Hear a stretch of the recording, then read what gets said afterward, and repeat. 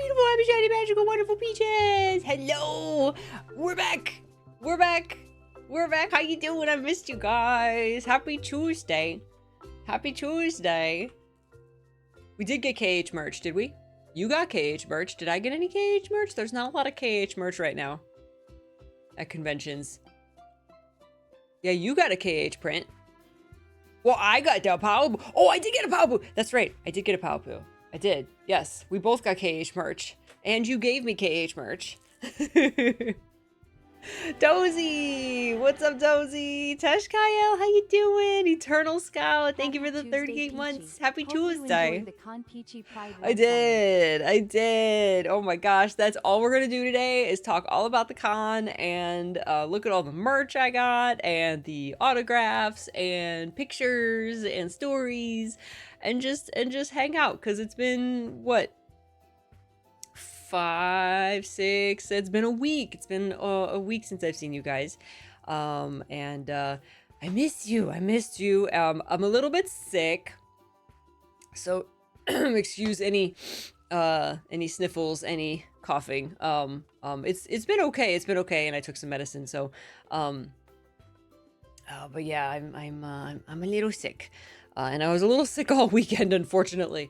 But not sick enough that I couldn't enjoy the wonderful food and the wonderful company. And you too, Wing. Wing's not feeling good either. We both got some con crud. We both got some con sickies, but that's okay. I spent, I was not too sick to enjoy Mr. P's wonderful dinner yesterday, or to do many loads of laundry and clean the kitchen. Hi, Eternal Scout. Thank you so much for the 38 months. Thank you for the Prime resub. Wing, thank you again for the Happy Meal. Wing, thank you for the resub 66 months. And Ren, thank you so much for Josephel's gift resub to you. Thank you so much, Ren. How you doing? How you guys doing? What's up? I missed you. How was your weekend? Some of you were also at a convention. So I went to Lexington Comicon in Kentucky, here in the US. I know there was also PAX East, also happened this last weekend. You're immune to con crud. I've been doing pretty good, like the last couple cons that I went to. Like no sickness, no con crud. I did really well. I don't know, I went into this one sick, and I'm still, and now I'm even more sick after getting back home. But at least it's not, like I said, at least it's not, you know, I'm not like bedridden. It's just like stuffy nose and kind of like a little, oh, that's Skipper. You know, a little achy and stuff. Oh my God, that's right. The No Kings protest was this weekend as well on Saturday, I believe. Terralyn, I applaud you. I applaud you for attending No Kings. That's amazing. This was a busy weekend. This was a busy weekend. Hand sanitizer is your best friend. I did not do the hand sanitizer as much as I should have. Arya, hi Arya, good to see you. You were at 2 conventions in Birmingham, UK. Wait, just this last weekend? Yes, lots of hydration too. Hey, Paladin. Doing good, doing good. This week, the Mario Galaxy movie comes out. Nice. I hope you guys had fun. Whatever you did this weekend, I hope it was successful. Mine, yeah, was, I had a great time, despite being a little sick. I kept apologizing to Wing, for, like, just being low energy, and I'm like, I'm sorry, I'm kind of low energy, and I'm sorry if I, like, get a little snappy, you know, or short, cause I just don't feel good. Like, I just didn't feel good all weekend. Just like that mild, underlying low energy feeling. Wing had enough energy for the both of us. Yes, she did. Everyone's got the ick. I know. What's going on? We did. We walking to the convention center from our B&B. We saw ads for the Mario Galaxy movie. We did. There was like this big theater, and like on the corner of the building, there was like a digital billboard that like wrapped around the corner of the building, and they did have we saw as we were walking up, they had the Mario Galaxy movie on there, and I wanted to get a picture of it with the Goober. I wanted the Goober like looking at it. Where's Goober? Goober! Woo! Goober and Oopsie had a great time. Goober went literally everywhere with us. We were never without Goober. So he had a fantastic vacation. I wanted to get a picture of Goober in front of the Mario Galaxy digital billboard, but by the time we got close enough to take a picture, it had changed because it was cycling through different movie billboards as well as ads. So we only saw the Mario Galaxy movie billboard once at a distance. So by the time we got up there, Goober couldn't get his picture. Twin Goobs. This one's Oopsie. This one's Oopsie that Wing made Oopsie, and they've been hanging out in the donut cup, which I haven't been able to show off. I've had for like 6 months. I found a twin pair of donut mugs at the thrift store, and I wanted to surprise Wing with a donut mug. So now we have matching donut mugs. Oh, have you bathed Goober yet, Wing? Wing's Goober had a little bit too much fun and turned blue in Wing's cosplay pocket. It felt so bad. Room for so much tea. I know, so much tea in the donut mug, or lots and lots and lots of hot chocolate. You were completely out of spoons by the end of Sunday, Aria. Oh, I hope you had a fantastic time. You went to DreamHack, a games esports con, and MegaCon, which is an anime con. Oh my gosh. Oh my gosh. I hope you had the best time. I hope you had the best time. We had a fantastic time. Lots of lines, lots of standing in lines, because we got a lot of autographs. Well, I got 2 autographs. Wing got, I don't know how many autographs Wing got. Wing got a lot of autographs. And lots and lots and lots of walking around. I got so much merch, you guys. I got so much merch. I got so much merch we have to dig into. Oh my god. And like, we've been to Lexington Comicon twice now. We went last year as well. And there's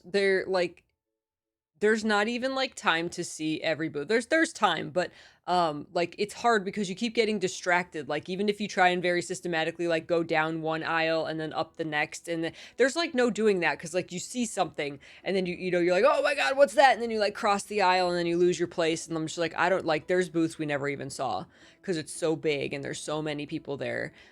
We did see every booth in the Artist Alley though. That's the one thing I was super excited for, and I bought a lot of stuff in the Artist Alley and supported the artists.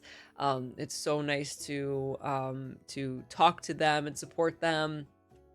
And you'll be very happy to hear something very, very cool that we noticed a lot more of this year, in the Artist Alley specifically, was artists actually bringing their medium that they work with, whether it be digital or physical, and actually making their art while they're sitting at their booth. One artist had she had just a giant display of like all of her like markers and paints and everything, and she was there like because she like painted little cards of characters, and even artists who only do art digitally, they had their tablets, they were actively drawing while they were sitting there. I think just it like combating AI and saying, I'm a real artist. I am sitting here. You can literally see me doing my art. There was a guy who did he painted on canvas, and he took years to make any one piece, and he worked with like these like glowing like metallic paints, and it was like gorgeous. And he had an actual easel there with and canvas of the current piece that he was working on. He was actively working on the painting while he was at his booth. It was so cool. It was so cool to see. Yeah, you saw a booth with desk mats in the front really said real art, no AI. There was a lot of little people would have on their booths in the corner, like, yeah, a little sign that said, like, the AI with like the no symbol over it. Just so and I didn't see hardly any booths that, like, I was like, oh, this is all AI stuff, right? I don't think I saw any that it was like immediately obvious, right? There was some that it sucks that you're kind of always suspicious now, and you kind of have to be. But like I don't know if Lexington had a like a rule that you couldn't, but I saw very little, if any, booths that were like, obviously, like, this is just stolen or AI art. So that was really awesome. And there was so many artists just like actually making their art while sitting there. Was amazing. I loved it. Loved seeing that. Sonvav, hi Sonvav. Thank you for the 10 months. Thank you so much. Thomas, hello, thank you for lurking. I do have some con crud, unfortunately, but I'm doing okay. It's not so bad that I had to cancel stream or that I can't like eat or or do chores. I came home and did tons and tons and tons of laundry and putting all my stuff away. I haven't even opened my merch bags. When we get into the merch bags today to see all the merch I bought and all the art that I bought, I'm gonna be like surprised. Like I don't even remember half of what I bought. So that's gonna be extra fun. Hi Emerald Knight, it's time, it's PG time. Hi Emerald Knight. I would be very nervous being watched while drawing.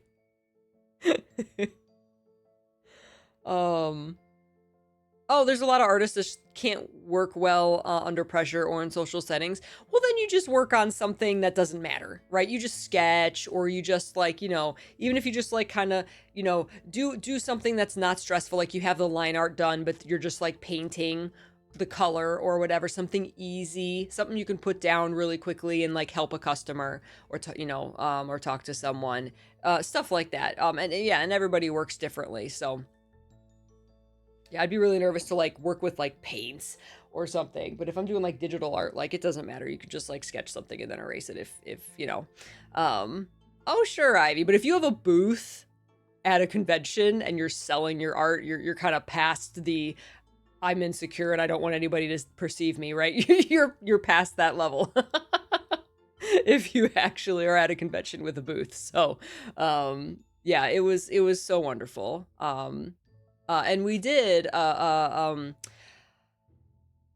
Wing and I came up with a better way of asking someone at the booth if this is their art, because I think artists will get that question a lot more now because of AI. Like, I want to know, like, is this actually your artwork, or is or what's the source of this? Like, if you just say like, is this your art, like it can come across as like, I don't believe you made this. But we found out a better way of asking, or you say, is this your art, or are you just manning this booth? Because actually, a lot of booths are manned by the artist's significant others. Some will go to the same con, like 2 different cons in the same weekend. So the actual artist is at one convention while their significant other is at another convention, or they, a friend or a family member is manning the booth. Maybe the artist is off, getting lunch or something. So there was a lot of, asking the person, is this your artwork? But then they're like, oh no, it's my husband's, or it's my wife's, or it's my friend's, or my brother's, or, I'm just manning the booth. And so, then I started asking whenever I asked, I said, is this your art, or are you just working the booth right now? So, rather than like, is this your art or is this AI? Like it's such a better connotation because it's a real, situation that the artist is just off getting lunch, or they're not here, they're at another convention, or they got sick or whatever, right? So keep that one in mind if you go to a con and you want to ask, is this your artwork? I also ask it not only, like wanting to know, is this human art, but I also ask because I want to actually meet the artist. You know, if I'm buying this art, I want to say, oh my God, I love your art. You know, like, oh my gosh, I'm actually getting to meet the artist that created this, right? And that's always extra exciting. Because very often I would say like, oh, I love your art, and they're like, oh, thank you. It's not mine, it's my wife's, or you know, so they'll say that very often. If you know they're not there, and I actually say I love your art. So it's my server farms are right. So yeah, there's I'm trying to figure out like better ways in this economy to ask something like that without being, you know, without being like I don't want to offend anybody or make anybody feel bad, or I don't want to even remind anybody that AR art exists, right? Especially when they're surrounded by their own art selling it. You know what I mean? So Ardog! What's up, Ardog? I know. Forever ago, this girl named AuroraPeachy used to stream on this app, and I know, she disappeared. So, that's MIA in online time, right? Right? Oh my gosh. Yeah. Oh, I love that, Aria. Yeah, Aria says, I didn't get a chance to buy from everyone whose art I loved, but I made sure to tell them that I loved their art. Yes, and they're always appreciative when you say you love their art. And, you know, they understand not everybody's got money to buy something from every single booth. And sometimes you do really, really love something you see, but, you know, you just, you know, you can't afford it right now. I'm gonna sneeze. Uh-oh, no.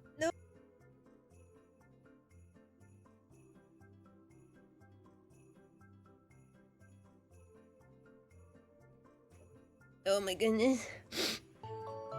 It's a combination of like the windows are open because it's gorgeous outside. It's actually getting a little too hot. 104. Kirtana, thank you for the tier 3. Thank you for the 104 months. 104. Let's go. Oh, thank you, Leshy. Oh my gosh. I've been sneezing all morning. Oh my god. I need to open my door. Get some airflow in here.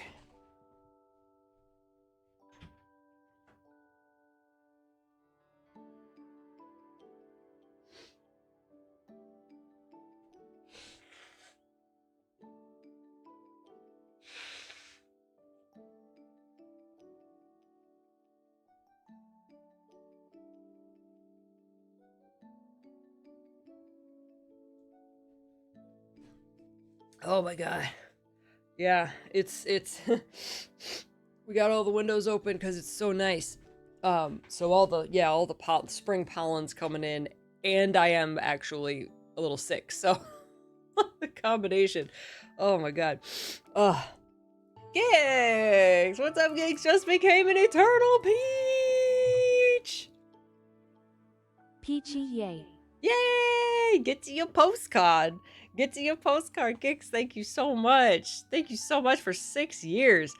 Oh my gosh. Apologies for my snifflies. Ambrosia, thank you for lurking. Oh, I missed you guys so much. I missed you so much. Thomas actually saw cons closing down tables due to them selling AI art. That's amazing. Oh my goodness. Oh, so yeah, I went to the con with Wing. Wing and I went together. Well, we met there because the convention is like equidistant between the two of us. We live like 12 hours apart. But the con, not quite that much. But the con is right between us in Kentucky, and so it's like the perfect con for us to meet up at and go to. And this was our second year. This was our second year at Lexington Comicon, and it's really Lexington Comic and Toy Expo, I think is what it's called. And it mainly focuses on, it has a giant dealer's hall with merchants and artists and people, just every kind of art and creation, and then official merch, booths with official merch, just the gamut. People with just displays, like there's people who had like Star Wars like giant Star Wars props and made entire Star Wars like like what do you call it? Like dioramas, but is that small? Like entire Star Wars booths with all these Star Wars props and cool stuff from the movies. And you could like take pictures with them, scenes. Yeah, their whole booth would be like decorated. And then like you could take a picture with the props and they were asking for like charity donations. So stuff like that. So all kinds of stuff like that. Local organizations, Star Wars has a lot of that, like the local organizations who get together and geek out about Star Wars or you know, whatever subject. Are you that what? That's a lurk and twerk. Lurk and twerk. Backstage twerk. That's right. Mr. P just stuck his butt in the room and twerked. Backstage lurk and Backstage twerk. Lurk and twerk. Yeah. Look at you with your glasses. You're so cute. I have my safety glasses on if I'm gonna do stuff Yeah, like that. that's right. That's right, guys. Stay safe. Oh my gosh. Mr. P was wonderful and watched the puppies and sent me pictures of the puppies eating their breakfast and you know, made me feel good. I got really homesick at one point, and so I like called Mr. P and I'm like, I miss you guys. And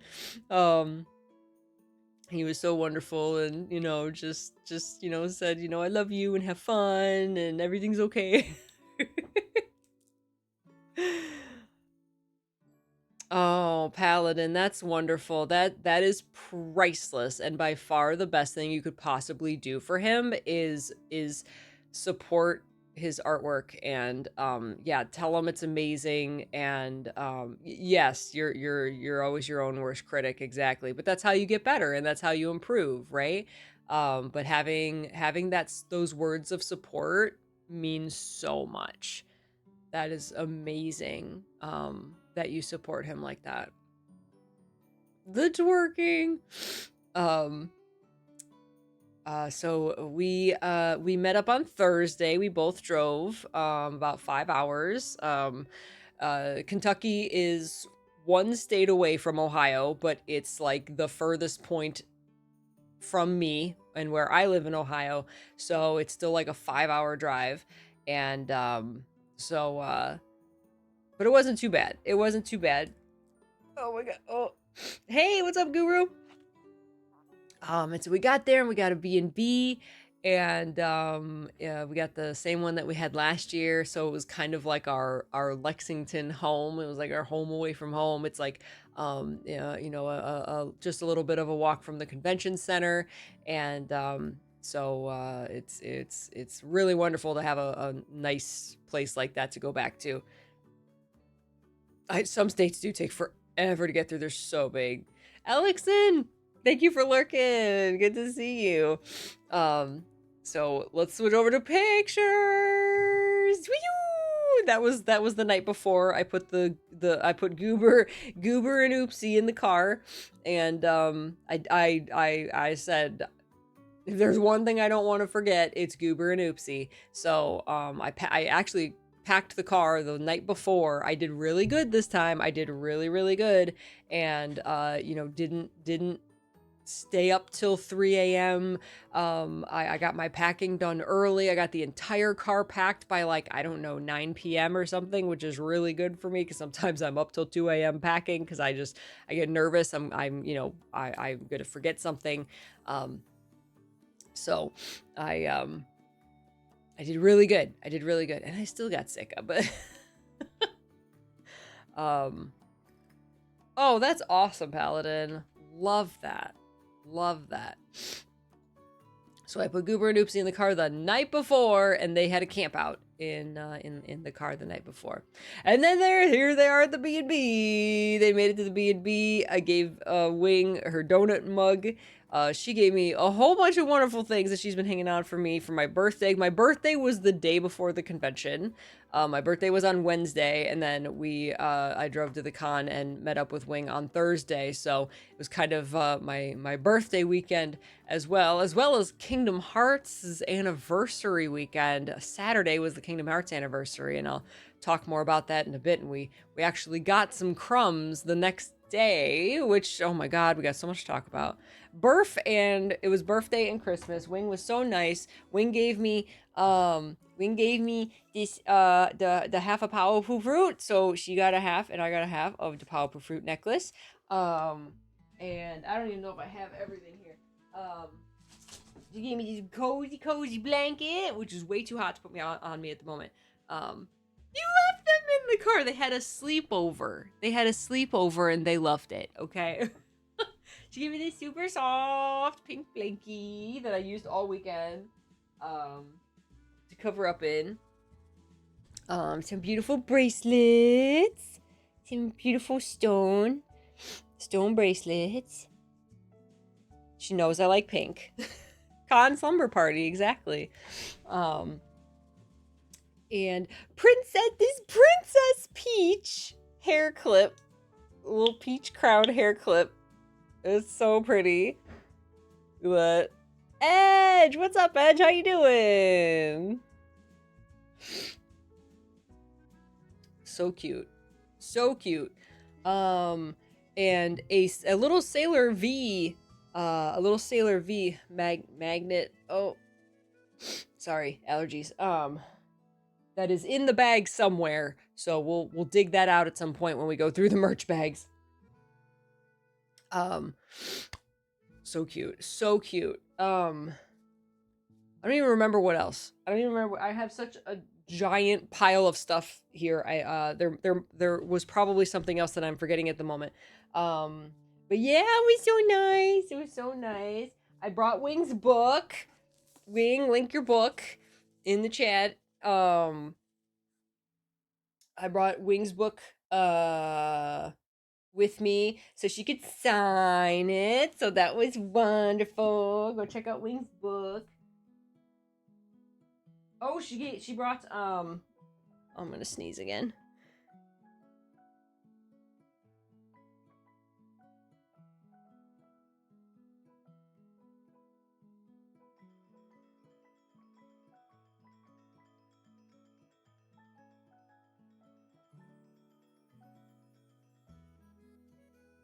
Oh my goodness. Excuse me. Hi, Spec! Thank you! I missed you guys. I missed you so much.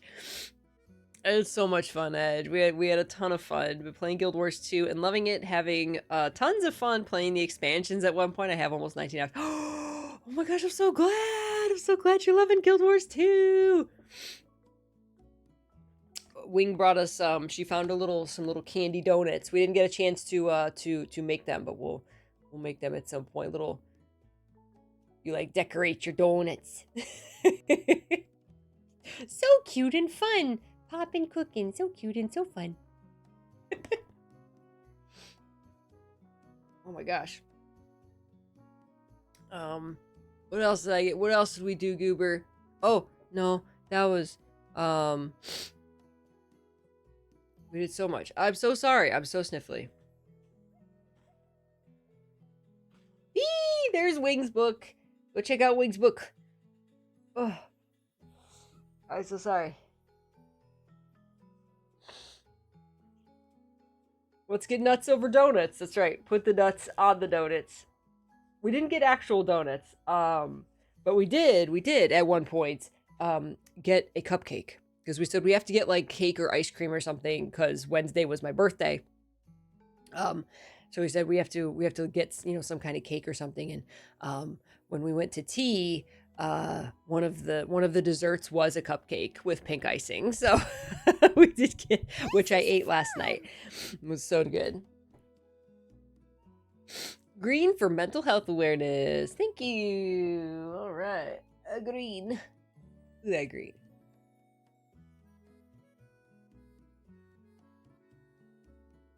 I guess that's... Here we go. Thank you, Paladin.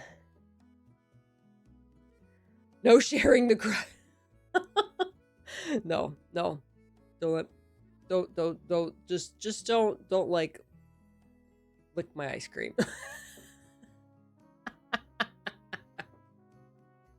Got the large group virus. Yeah. I've been doing good. I've been doing good with not getting sick at cons, and this one, Wing's sick too, though. So like we both got like not like deathly con crud, because I've come back from conventions like with the plague. But this is just, it's mild, but it's there, plus the pollen. Green looks extra magical behind Sora and Riku. Yes, we cosplayed Sora and Riku on Saturday. So we got there, we hung out, and unloaded all of our stuff. I didn't even see this Sailor Moon. There's a Kingdom Hearts wall scroll. I didn't even see this Kingdom Hearts and Sailor Moon wall scroll until this very second. That's so funny. There was so much to look at. It was like overstimulating. So we it was Thursday night, and we said, let's go to the convention center first, while it's light outside and a little warmer. Actually, it was Thursday. It was like 70 degrees. It was closer to 80. It was gorgeous. It was so nice outside. So it was a beautiful walk, and we walked to the convention center this year. We knew exactly where we were going. No getting lost like last year. We know exactly where to go. We went and we walked right up and got our badges and our bags, our swag bags. Here was the badge. We got 2026 Lexington Comic Toy Convention, and just like last year, there was cool little VIP strap. VIP just means you bought all 4 days, Thursday through Sunday. Prezi! I might have gotten lost and went to Denmark. Whoa! How you doing, Prezi? I love your face. I hope you're doing well. Talking con stories. So very important, Peachy. So with last year, just like last year, they had these ribbons that you could go to the different booths and artists and celebrities and events and get these ribbons that like kind of said, people just had like the fun ribbons, and so you could like say, you could see the people who like went to the same events as you, or talked to the same artists or whatever. And they did this last year too, and it was really sweet. And I found an artist who had an AO3 addict ribbon. And I was just like, please, that one's mine. I got a few other ribbons, but this is the only one I bothered to actually stick on my badge. I was like, that's just me. That's me. AO3 addict. Perfect. That ribbon is so real. And this, so with our badges came the swag bag, and usually at cons they give you some kind of little swag bag or whatever. You can use it as a shopping bag. Which at a con like this, that's like mainly about shopping, is like really a really good thing to have. But the usually you'll get stuff like, there's always a lot of like advertisements for different booths that are there, and maybe some local recommendations. So you'll get different things. Sometimes you'll get like pens or markers or lanyards or just little swag stuff.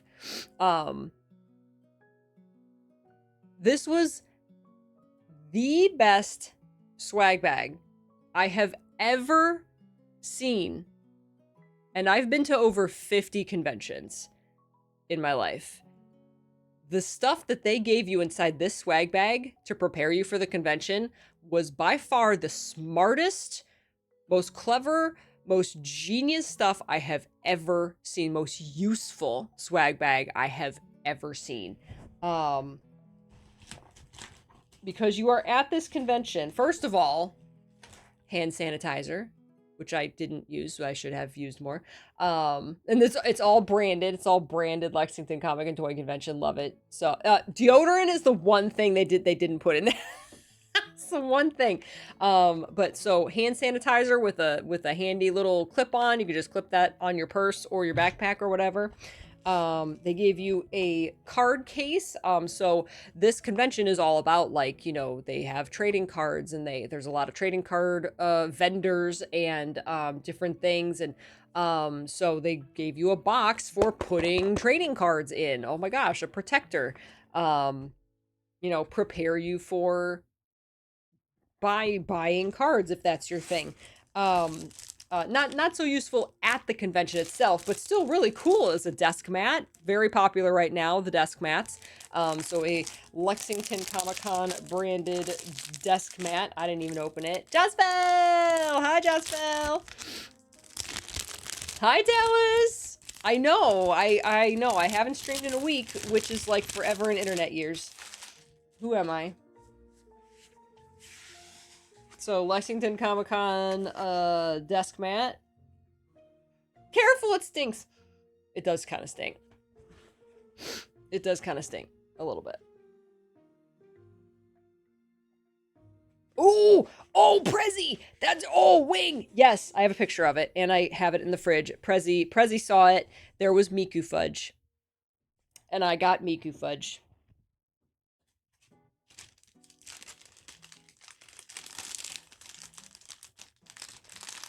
I will put that back inside later. I'm just gonna have a mountain of stuff laying in this room. Oh my god, this bag, yes. No, I haven't even gotten to the best thing. There's all kinds of little, cute, like I said, cute little advertisements, you know, a little bookmark. How cute is that? And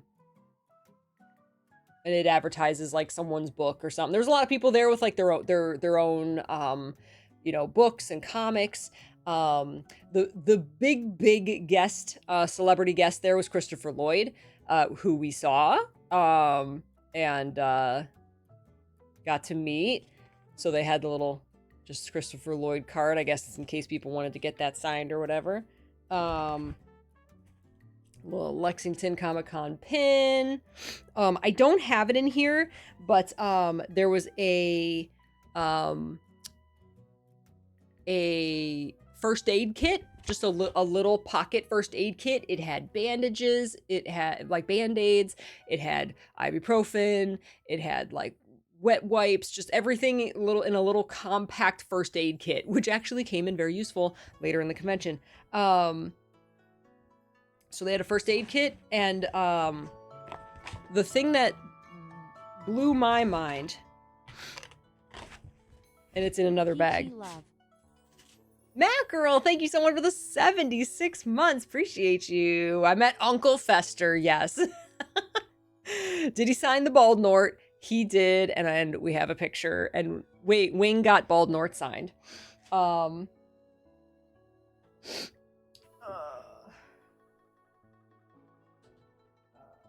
here. This was the thing that this blew my mind when I saw that this was in the swag bag. An actual folder with, like, sleeves. And it's like pretty sturdy. It's a sturdy folder that you can put your art prints and your autographs in so that they don't get damaged. This was in the swag bag. It was a utility swag bag. I mean, I was just like, are you kidding me? In the swag bag? And that's like a third of this convention is like celebrity autographs. So like to have something to actually put them in and the art prints, right? Oh my God. Oh my God. Oh my God. They really thought, whoever put together the swag bag and ordered this stuff is a genius. I've never seen a swag bag this useful before. Like, that's always a thing. Like, you know, I'm buying these prints, I'm getting these precious autographs from these celebrities and paying a lot of money for them. You know, you want them to be protected. So like, I had bought my own folder.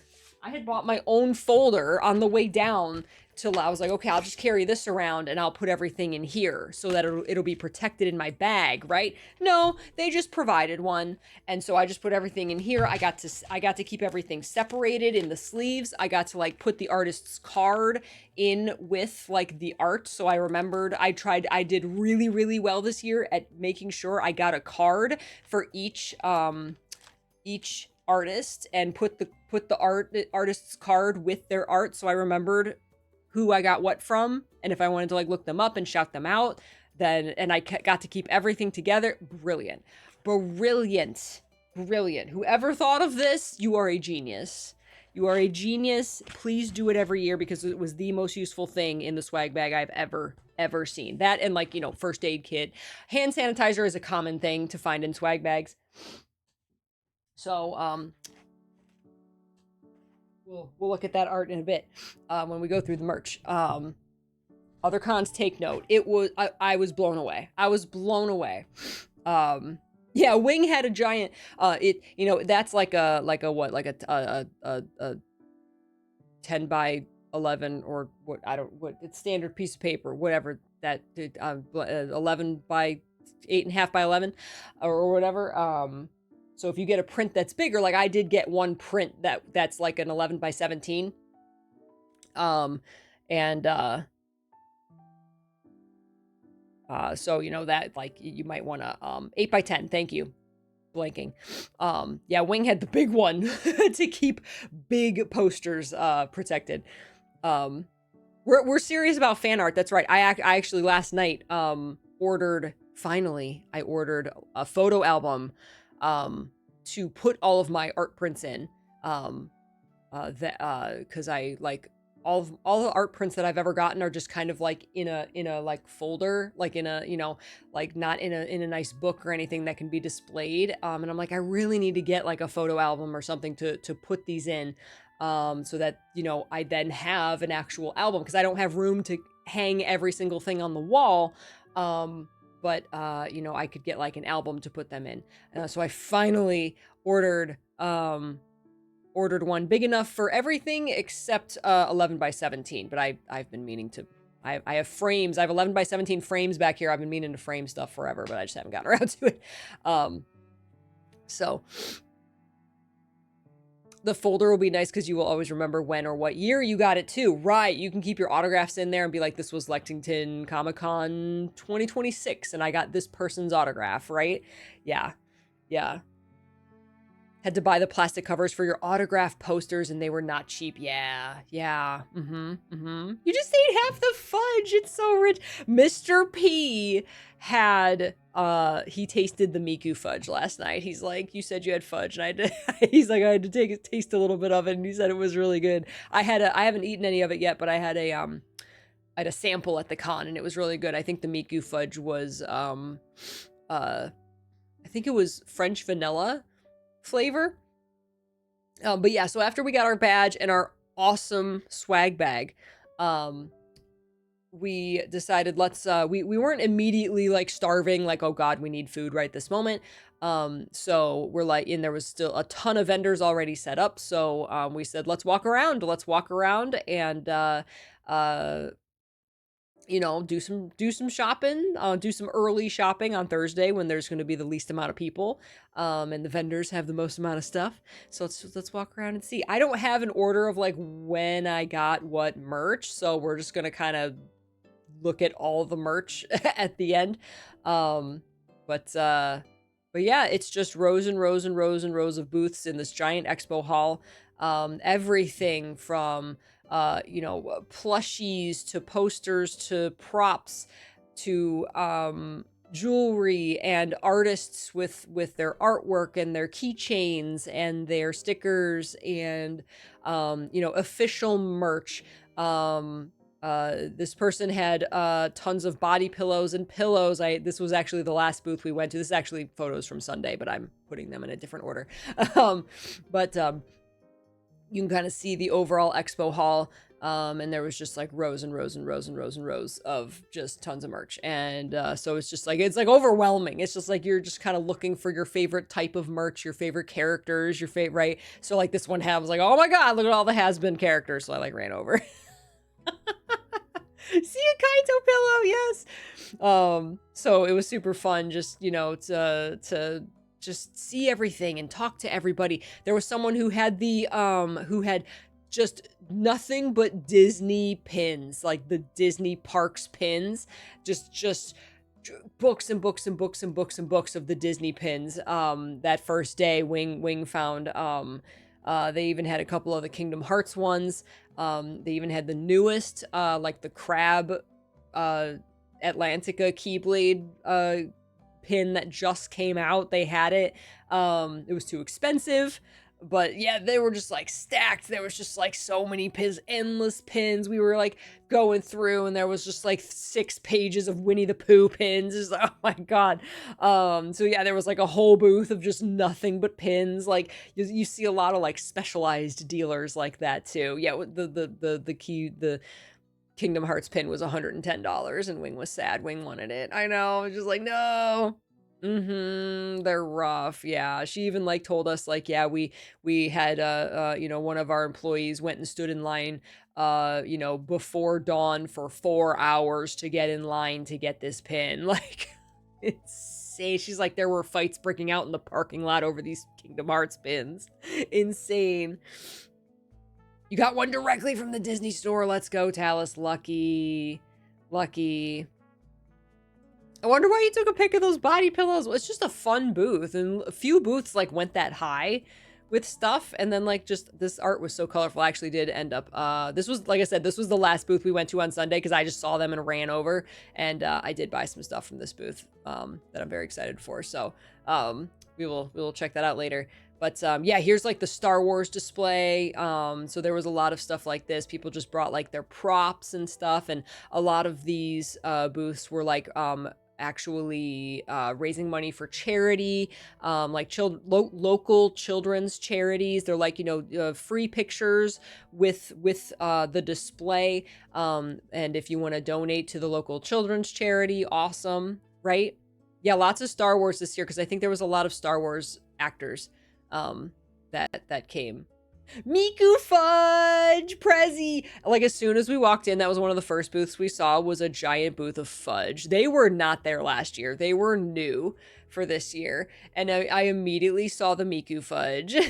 I immediately thought of Prezi, because it was Prezi's birthday on Friday. Happy birthday, Prezi. I know. So I had to, I got some Miku Fudge. It's in my fridge. And it was very good. French vanilla Miku fudge, so cute. And so they had a lot of fudge that was they had a lot of standard flavors, but then they had a lot of themed stuff. This is the only picture I got, but they I don't know, the Hulk fudge and Spider-Man fudge that was whatever flavor, and they dyed it whatever color, stuff like that. So yeah, it was that was fun, and it was very good, and we got some. What flavor did you get, Wing? I forget. We got the picture. That's me and Wing. There's me and Wing. We got a picture with the giant Rancor. There was a giant Rancor. This booth specifically was the one that was taking donations for the local Kentucky children's charity. I don't know if the other one was, but yeah. And so like there was a guy there who took the photos. And people were getting photos with that. And then they had like the big like custom display that had like you could drop your dollars in for the charity. So we went up and got pictures multiple times throughout the weekend, and donated to the charity. Is the Rancor charitable? Yes, he is. They're like the Lord of the Rings cave trolls. Ren, thank you for the raid, Ren. How you doing?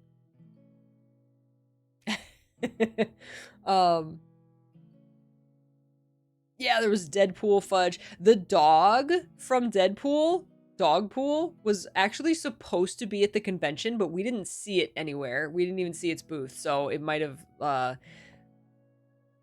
not been able to make it. I hope the little puppy's okay. or their owners, I hope, are okay. It got canceled. Oh, I hope you feel better, Ren. I'm feeling better just talking with you guys, so thank you. Because I've got some con crud.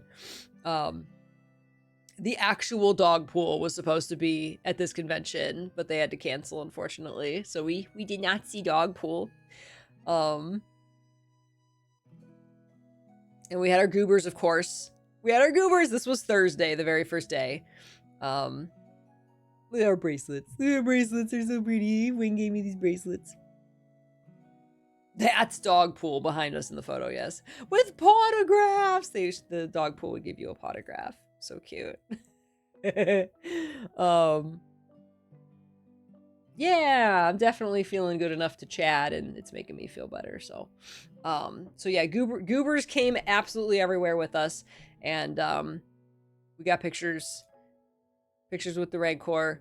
I found the most giantest Peach plush I've ever seen. I totally should have bought it. It was like $110, which is really not that bad. I was like, oh my god, there was a giant Mario and a giant Goomba too. I was like, oh my god, it's a giant Peach. The biggest Peach ever.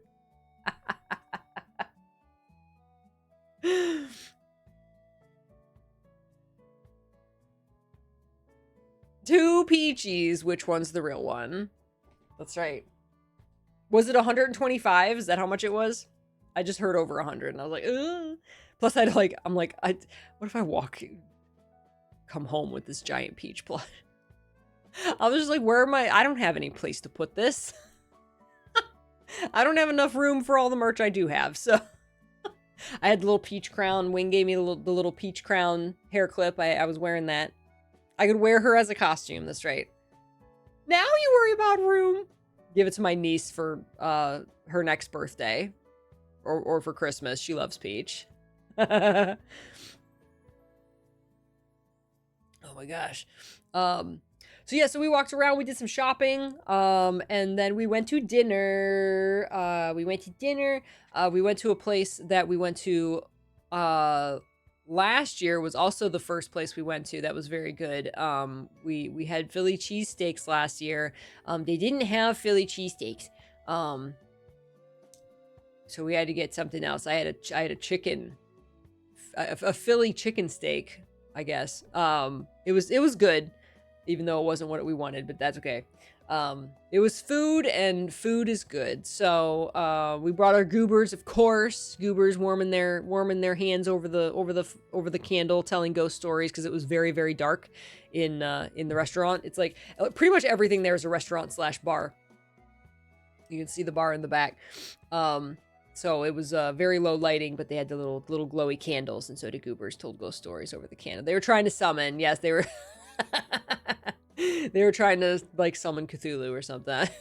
Well, they don't get to visit. It was food, and food is good. There was my chicken. I keep wanting to say chicken cheesesteak. It wasn't steak. My chicken cheese, my Philly cheese chicken sandwich with the fries. The fries, oh my god, the fries here are amazing. It was really good. It was really good. I just want more of those fries. The fries are like hand cut. I know, it's so good. It was delicious. And then the next day, Wing and I had our tea party. Our tea house appointment, or reservation, that's the word. We had our tea house reservation, and we went to the tea house. We got all dressed up in our pretty dresses to go to the tea house to have our tea party. And there's the tea house, fancy tea party. We went here last year too. And it's just like such a wonderful experience. Everybody who goes there like gets dressed up, and everyone's all pretty, and it's all pink with flowers everywhere, and it's so nice, and the food is so good. There was our little corner that we sat at right by the front window. There was like my view of the front window, or the front door, which people kept forgetting to close because and it was cold. And while Thursday when we got there, it was like 80 degrees. Then suddenly the next day on Friday, it was like 50 and rainy. It was cold. Luckily, we didn't have far to go to get to the tea house. And we were a little chilly in our dresses, but goobers. People kept forgetting to close the door when they came in, and I was like, close the door, it's cold. I know, right? And it was one of those, like, you have to actually like turn the handle to latch it to make sure it closes, and like nobody was closing it, and I'm like, my legs is cold. But it's okay. I just love, that's my favorite picture. Look at that. Wing did sit closest to the door. Oh, protect my Peachy, yes. You had a longer dress than I did. Mine only like went back down to my knees. It's my Strelitzia dress. I found it at the thrift store. We both found our dresses at the thrift store. Heck yeah, thrift store shopping. And it was the first time I got to wear it, and it's got Strelitzia on. It's my Strelitzia summer dress. Thrifty. We're so thrifty. That's right. We're so pretty. Look at us. Eee. They do. They do. And so here was our little place setting. And the menu. Everything is so cute. Little birds on the plates and the cups and little candles, and like even the water glasses are just like so cute, and everything's pink. And hey, Echo, thank you. Yeah, it was raining that day. We never got stuck in the rain or even had to use umbrellas, but it was rain off and on, so we were lucky enough to miss the rain while we were walking outside. I got a close-up of the menu this year. So you pick your you pick 3 sandwiches, and they're like this big, the little tea sandwiches. So you pick 3 of those, and then you pick what topping you want on your scone. They bring you a little scone. And then you get 3 petite desserts. You get 3 little desserts. You don't pick those. They just bring you a variety of whatever they have available. And you get to pick your tea, of course. And this year I picked the peach tea, and it was delicious. It was delicious. Ooh, I have a picture of the peach tea. You can also get drinks. I think I got a watermelon mojito mocktail. That was delicious. The goobers, of course, they went literally everywhere with us. We were literally never without the goobers. And we take it was a goober venture. It was a goober venture. There's a me. I was wearing, my necklaces that Wing got me. Wing has just gotten us all the Best Friend Kingdom Hearts necklaces. The sea salt popsicle, and then, half the Paopu fruit. There's Wing! There's beautiful Wing. Protecting me from the cold from the door. So beautiful. So pretty. She got to wear her fancy, super fancy, hummingbird ring. We all got to wear all of our fancy stuff. There's another picture of me. Yay. Cute. I love that dress. It was the first time I got to wear it. And like it's like a wraparound dress. Where was Wing's Paopu fruit? Yeah, it did fit. There we go. I was trying to get to the picture of the peach tea.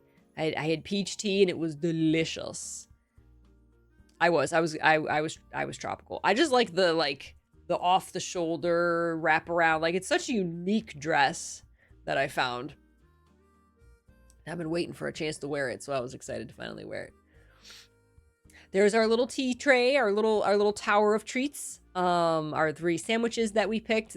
Oh my god. Next time I'm just gonna ask for like 3 of these cucumber sandwiches. It's so freaking good. Thank you, Dallas. So then we got our scones and butter. We had like a salmon. I think I got a cucumber. It was like a prosciutto and brie, and then like a salmon.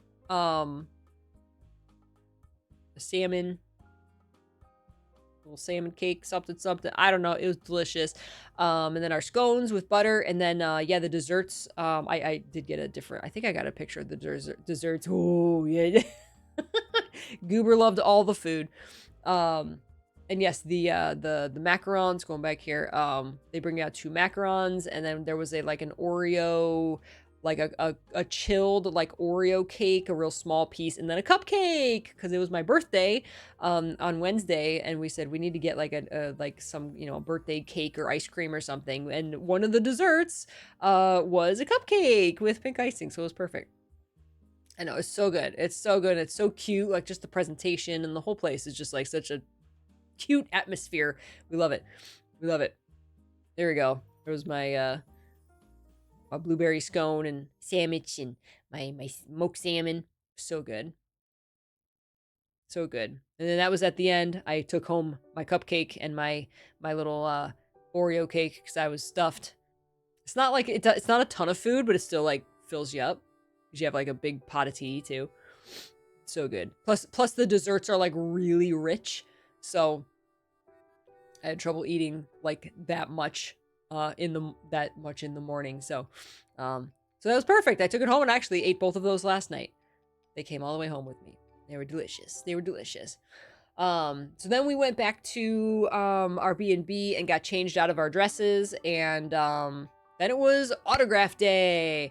Yeah, they didn't have the tomato soup last year. They had soup as well, and they just didn't have soup this year. Just no soup at all.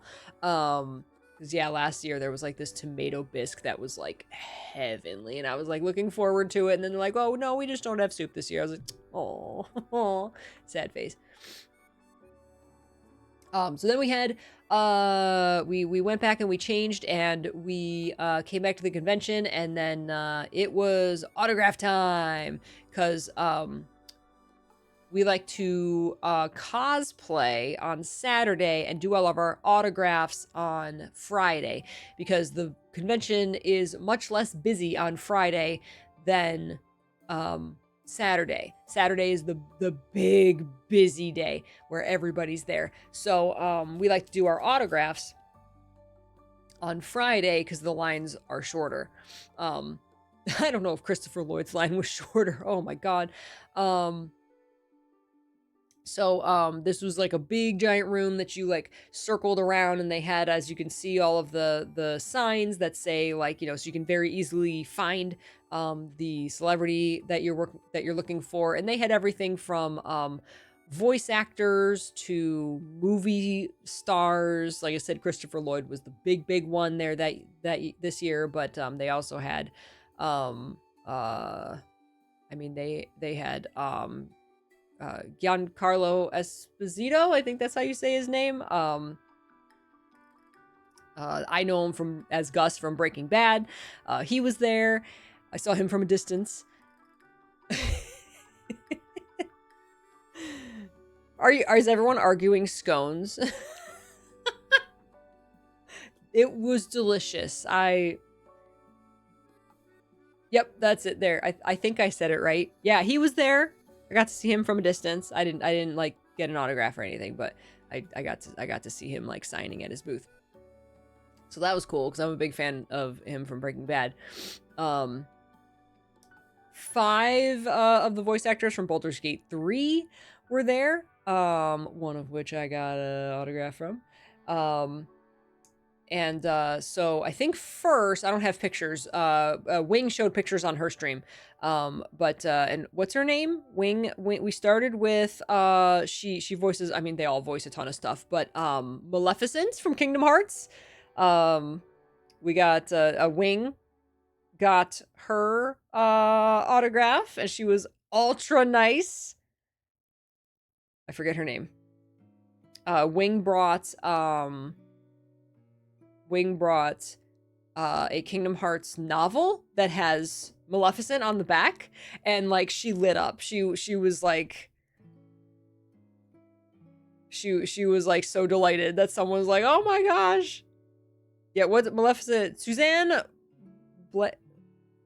Blake is something like that. Yeah, her. She was there. We got to meet her. Wing got her autograph on her Kingdom Hearts novel. So that was cool. Yes. So we started with her. because she had almost no line. Yeah, Wing has the pics. I don't have the pics for there was us. Does she know what's in? Did you ask her? Does she know what's in the box? Right. I remember specifically. She said it was a very interesting experience. Voicing her from the game because they voice in Japanese first, and so like it's the English cast has to like kind of like voice match or like pacing time match for the Japanese performance, right? And she specifically mentioned that. She's like, it's interesting because we see like the Japanese version and then we have to kind of match that. Like I remember her specifically mentioning that process. Oh, did you send pics, Wing? Whee! There you go. Eee! So Wing met her and got a selfie because the each autograph, whether you're getting your own item that you brought signed, or they all have prints that you can choose a print. Either way, each autograph, each thing they sign costs something. Usually, if they are have available to write like a quote or something, that's usually extra. And then if you want a selfie with them or a picture with them, not necessarily a selfie, then that costs extra. And like if you get like a signature and a picture, then like usually it's like $10 off. So it's like a bundle price. It's a little bit less if you get both. Most of them were like that, and they were varying prices depending on the level of celebrity they were and what they were willing to do. Some had that like extra for quotes, some didn't. It just depended. It was like whatever they or their agency decided to set the prices at. Some will have, like Christopher Lloyd actually charged different prices per what you wanted signed. So if you wanted like some like a lot of people had hoverboards that they got signed, like that was a different price than getting like a Funko Pop signed. One person brought like a giant DeLorean like toy for him to sign, and then there was also just prints, and like they were all like different prices. That usually wasn't the case for most of them. Christopher Lloyd was he can charge different for different things, and he was by far the most expensive one, but the rest of them, it was like between $50 and $60 for an autograph, and then it was usually around like $40 to $50 for a selfie, or a photo. I should say a photo. But yeah, it was different. It was different for every person. It usually wasn't under 50 for an autograph, but it could be a lot more. Just depended. So yeah, she was ultra nice. Yeah, right. For Disney, you would think that they would do English first, right? Yeah, no. Wings Yu-Gi-Oh shirt is the best, right? I wore my Has-Been shirt because I just wanted to rep Has-Been. I had all my Has-Been necklaces on. Or no, I had my Paopu on. I don't know what I had on. I had my bracelets on. Yeah, but Wing met Dan Green and Eric Stewart, the voices of Yugi and Kaiba, so she wore her Yu-Gi-Oh shirt with the two of them on it. It was amazing. I was jealous. I want that shirt. If you wanted quotes, they tacked on an extra $20, which was new to me. That was, yeah, and again, it depended. It depended on the person. Like I didn't get charged extra for a quote from Manu Bennett, but I did for Devona Wild. So it was just, I guess it was up to them. But I didn't get to pick the quote. Often if you pick a quote and they'll have like a list, then you charge extra if you actually pick what you want. And then some of them, like I know Devona Wild was like, there were like the short quotes for 20, and then if it was like a longer quote, it was like 30. If it was a really long quote, it was like 40. Because like they're signing all day. Like this was like destroying their hands, right? So like I understand. if they're writing, you know, a paragraph for every person, they can't do that, right? So I totally understand that. But then some didn't. Like I said, Manu Bennett just wrote some, you know, he wrote a quote for me. He decorated the whole damn the whole damn print. So after Suzanne, aren't we cute? We're adorable. After Suzanne, we stood in line for Manu Bennett because he was there. He was the number one person that I wanted to meet. He is Crixus in Spartacus. That's where I know him from.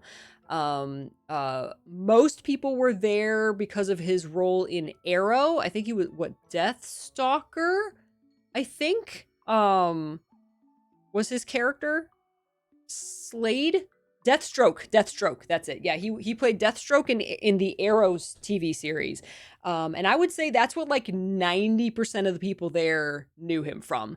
And they had either, you know, they got either Arrow prints, people had their Arrow DVD sets for him to sign. That I would say like 80% of people were there for his Deathstroke performance. There were definitely a handful who were there for Spartacus. And then his other big role, because he's been in a lot of stuff, but his three big roles is Deathstroke, Crixus, and he was Azrog, I think is the name, the white orc from Lord of the Rings. He did the mocap and the voice performance for that character. Azog, yeah. So he was that character in Lord of the Rings. So we went to his panel the next day and he told today I learned, right? And so he did I'm gonna jump forward to my selfie here while I'm talking about him. So yeah, he did the mocap and he actually gave us a story during the panel about how his friend growing up actually got that role before him and took over the course of 2 years, they had a prosthetic suit for that character that they filmed everything with. And then 3 months before Lord of the Rings premiered, they decided that they didn't like the performance because it was a suit and his movement and facial expressions were extremely limited because it was actually a prosthetic suit. And they're like, it just doesn't look right. It doesn't look real. It doesn't look natural. And so then they hired Manu to come in and completely redo the entire performance in mocap for the character, and they CG'd the character. So he at first he was super pissed.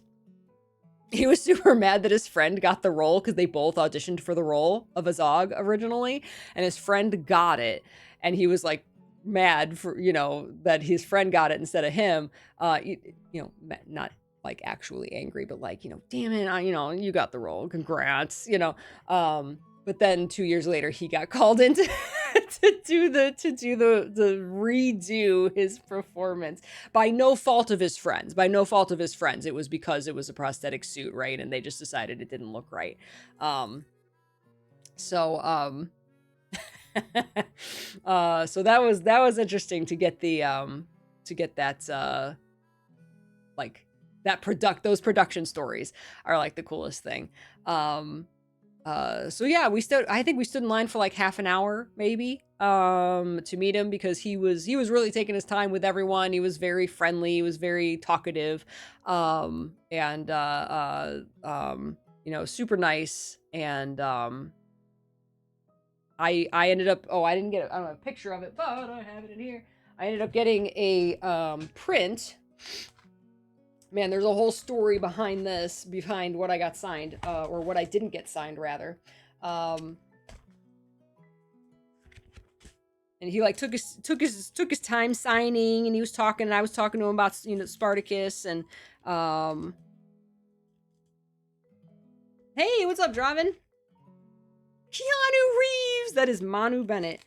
My selfie is very shaky, because I asked for a selfie and he said, yeah, that's fine. Because last year when I got a selfie with Joel Perez and Blake Roman, they turned out fantastic. Whereas the picture that I got with April Stewart, where her handler took the picture, I didn't like it as much. Just me, I didn't like me as much. I liked me much better in the selfies. So I asked to do a selfie because he was doing his like handler was taking everybody's pictures. And I said, is it okay if I do a selfie? And he said, sure. So we did a selfie. But in the case last year with Blake Roman and Joel Perez, they both took my phone and took the selfie because, like, you know, you're nervous and you're shaking a little bit. So all of the selfies I got are a little blurry because I was nervous and but I was the one that took the selfie and I was nervous, right? So that's why it's a little blurry. I probably should have had someone else take the photo, but it's fine. It's fine, and it was, you know, it was just awesome, and he was super nice, and our doc, oh, enjoy your drawing and lurking, Prezi. Happy Tuesday, Shiny Pudding. Sorry if I missed anybody's hello. I'm just like brain dumping. Yeah, Wing had me take her photo. She was smart. She was smart. And then this is the print I got. This is the print I got from Manu. Peachy taking the pic. I did take the pic. So yeah, I was talking about the quotes. Like he just wrote this up here. Like I didn't pay extra for a quote. It was funny. Ren! That's from the final season of Spartacus. They had a couple. They had two Crixus prints, one from like the first season and one from the last season. This one was like an action pose. The other one was like just a standing pose. And I was like, this one's way cooler. The like print quality was better too. And then his signature, and then he asked me my name, if I wanted my name on it, and I said yes. He put gratitude, my Peachy, from Crixus. How cool is that? He even has like a signature for Crixus. How cool is that? He like took his sweet time, like, and he was like talking to me about Spartacus, while he was signing it, and because he said something, I forget everything he said, but you know, he said it was an awesome experience working on the show, and that he said something about something like Navia deserved better in the end. Like he didn't even say like his character deserved better. He said Navia deserved better. That's for Ren because nobody else has seen the show. It's okay. It's fine. Watch it. Yeah. So I got that, and he's not wrong. He's not wrong. It's just true. So and here's an extra story here is so going in, I didn't know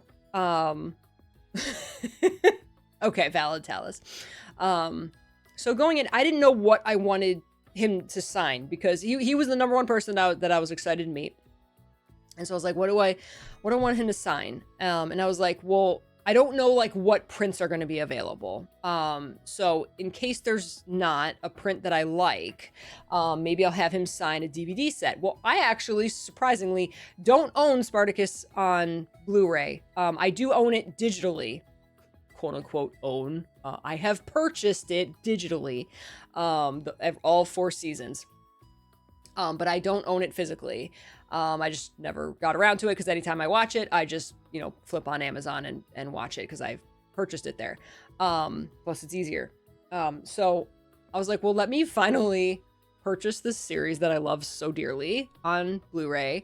And so like a week before the convention, I go on eBay and I order a copy. And there's a lot of different versions. The show's like 15 years old. So there's a lot of different versions of it. A lot of different releases. And so I just found one. I just found like, a standard one, I guess. And when it came, like a couple days before the convention, it came Monday. It came last Monday before the convention, and I was leaving Thursday. And I need to put this back in here. But so it came, and I was like, I want to maybe just get the sleeve signed. But the version that I got here, I'm gonna reassemble it here. The version that I got looked different than the eBay listing when I bought it. And it's kind of this like one of these late stage like cheapo, all-in-one, really not that great packaging. Like all the discs were like out of order and falling out. Like I had to put them back in order. Kind of one of these, like, you know, like just a quick, you know, the cheap version, you know, that they sell like a year later, right? Not like the nice version they come out with right at, you know, when the series first comes out on disc. But it didn't match. Like I thought it was a bootleg at first, but I looked it up. I was like, oh no, this is an official version. It's just one of those. Yes, economy, exactly. It's one of the economy versions, and it didn't match the eBay listing, and so I was really bummed. I was like, am I gonna like, if I come home with his signature on this version, am I gonna be happy with that, right? And I was just kind of like, what do I do? There's like 2 days till the convention. I don't know if I have time to find another version, right? Oh, is it Trans Day Visibility? Oh, I can't talk. Happy Trans Visibility Day. Pink. Thank you, Ren. So I was like, you know, I don't know if I want to have him signed. So I had taken the thing in case, just in case. But I was like, and then I did some more research and I found out there was a really nice version released. I just didn't realize, because it's this little version. Didn't try to look for one in Lexington. Not in Lexington. No, I tried to look for one locally here. Only today. So I found out that this little version is actually like the really nice version that came out, like, you know, when they first released it, and they're like, oh, we actually care, you know, the people who are buying it right away are the ones that actually care. And like, look at this one compared to that other version. Like it's got individual sleeves for every disc, all the character art, and like the you know, bonus feature. Like, look how nice this is compared to that other plastic one, right? Oh my god. Oh my god, this one's so much better, right? So I was like, I want that version, and maybe I can have him sign that version, right? Ooh, it's like a whole ass box set. See, they're not gonna, like, maybe he can sign his page, right?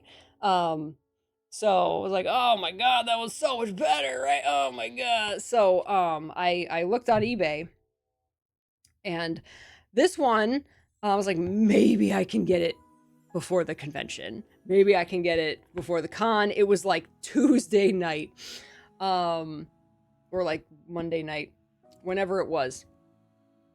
So I was like, this would be much better. I'd be much happier for him to sign this version. So I was searching eBay, and I found actually this exact one. Was from an eBay seller, literally in my county. Like, the furthest they could have been is like half an hour away from my physical location that they were selling this on eBay. And it was also like the cheapest version, and it's fairly good quality considering the age of it. It's pretty good, actually. So I was like, and I even messaged them on eBay and said, would you be willing to like overnight ship this on Tuesday so I get it Wednesday? So then I could take it to the con. And they said no. They said, no, we can't do that. They can only send it media mail, which is the slowest form of mail, but the cheapest. And it's for books and discs and physical media. And I figured, well, they're so close to me that it might get here in a day. Right, it's possible that it'll get here in a day, like if they ship it on Tuesday, right? Because it's so close to me. I know, and so I just took a chance, and because none of the other sellers, I messaged some other sellers that had it and said, can you overnight it? Nobody responded to me. I looked locally and, you know, online to see if anybody had it. I couldn't find anybody that had it locally that I could go and pick it up. So I was like, okay, I'll buy it from this seller that's like half an hour away from me. It did get here in a day, but they didn't take it to the post office and mail it out until Wednesday. So it got here on Thursday when I had already left for the con. I know. It's against eBay rules, unfortunately. They say you're not allowed to make deals outside of eBay. Can I pick it up in person? If they wouldn't overnight ship it, they're not going to let me come to their house to pick it up. So, yeah, so boo, so that sucked. But you know what? It worked out because, and I'm probably going to see if I can if I can return this one, because it doesn't, first of all, it doesn't match the picture on the listing. Plus all of the discs came, you know, like out of order and just like loose in the package. So I'm going to try and use that to say, can I just send this back? Can I get my money back? Because this is a much nicer version. So now I've bought Spartacus 3 times over. Exactly. They wouldn't offer it to me. Yeah. Yeah. So boo, but that's okay. I'm happy because this is much cooler. This is much cooler. I don't think he would have written all this extra stuff on that. Right. This is so cool. This is so cool and I'm so happy with it. So yeah. Let me put this back in here. So it worked out. It worked out. But that was my little adventure and my little panic trying to get the series for him to sign. And hey, if I you know, if I have the opportunity to meet him again, then I can get the better discs collection signed. So yeah, he was doing that with everyone. He when he shook everyone's hand and he would like hold their hand and like talk to them like, thank you. You know, he's like, how are you? How are you doing today? You know? He was real like thankful to everyone who came up. Peachy's loot panic, yes.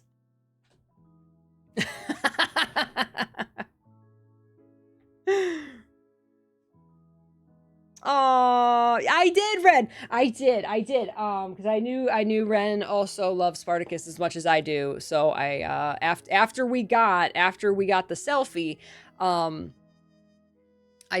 asked him. I said I have a friend, Ren, who is the only person I know who loves Spartacus as much as I do, and I said, you know, would you be willing to just give a short hello to him? And he said, I'm so sorry. I'd love to, but I just can't do that. And, I'm like, it's fine. It's fine. I didn't want to like put him on the spot. I don't know what rules he has, so, he apologized. Yeah, very understandable. They like I said, they all have different rules and different things that they can and can't do. So sometimes literally for legal reasons, they can't do certain things. Or contractual reasons, and everyone's different. He better apologize. But I did tell him, Ren, I shouted you out. So that was awesome. And then I think after him, we went to Dan Green, and we just kind of like did this loop. You do like a loop around the room. To all the booths. And so after him, we went, we're like, all right, Wing's turn to get some autographs. And so we went to Dan Green and Eric Stewart, who were right next to each other. The convention did a really good job of like putting people who worked on similar projects right next to each other. So like Yugi and Kaiba were right next to each other. The voice actors for Luna and Artemis from Sailor Moon were both there, from the Sailor Moon Crystal were both there, and they put them next to each other. All of the Baldur's Gate 3 people were all right in a row next to each other. So they kind of grouped everybody together. So we went to Dan Green, who had a bit of a line, and then Eric Stewart, who had no line. That's just how it happens sometimes. Dan Green was so funny. He was, I don't have any pictures, but Wing shared pictures. She also shared pictures and way more stories on with her interactions with them on her stream. So definitely check out her stream too. Can we get a shout out for Wing? Wing came home and you haven't even showed off your merch. You haven't even finished all your stories. Wing came home that Sunday night and talked for 6 hours about the con. So here's Wing meeting Dan Green, who is the voice of Yugi and Yu-Gi-Oh! He's the voice of Knuckles. Who is that? Is that Shadow? I don't know. Sonic characters except Sonic and Tails. He did Mewtwo. I think it's in the Pokemon movies. He's done a handful of stuff, but mainly Yugi and Yu-Gi-Oh! So Wing got to meet him and talk to him, and he was a super just fun and entertaining and grateful for everybody being there. We might do a voice chat at some point. We'll have to do the same thing next year. We'll talk about like last year's convention. Oh yeah, Wing's voice is right, man. The last 2 nights, my throat has hurt so bad, like while sleeping, and then as soon as I get up and like drink some water. By the way, drink some water, everybody.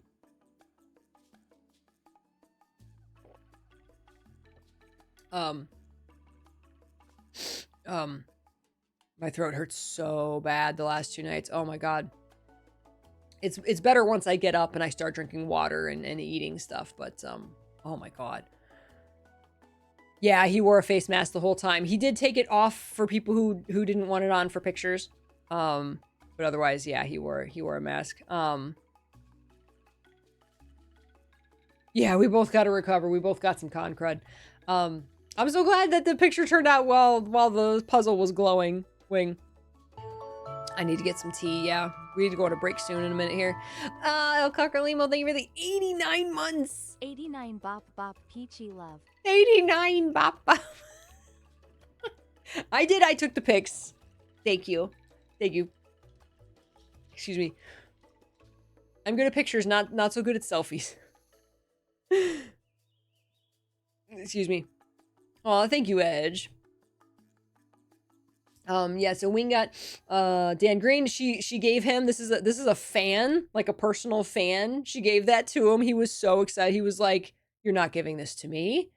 She's like, "Yes, I am." He's like, "No, really?" And she got the coolest Yugi standee I've ever seen signed, as well as the coolest Kaiba standee I've ever seen. So now she has matching Kaiba and Yugi standees signed by Dan Green and Eric Stewart. Look at your Sora pants. Look at her Sora pants and her Sora shoes. Wing has all the nerd swag, and I freaking love it. Make the standees kiss. Yes.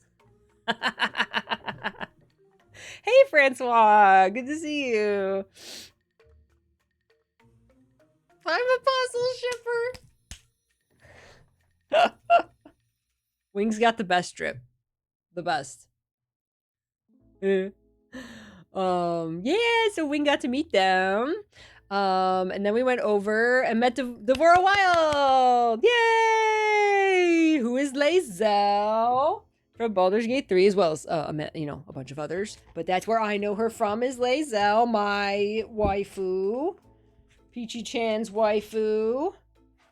And I got a selfie with her. Same. She did the Peachy rage face. She did the Peachy creep face. Yeah, she was like a side character in Claire Obscure. Wing got a Claire Obscure print from her. Where is my Lae'zel print?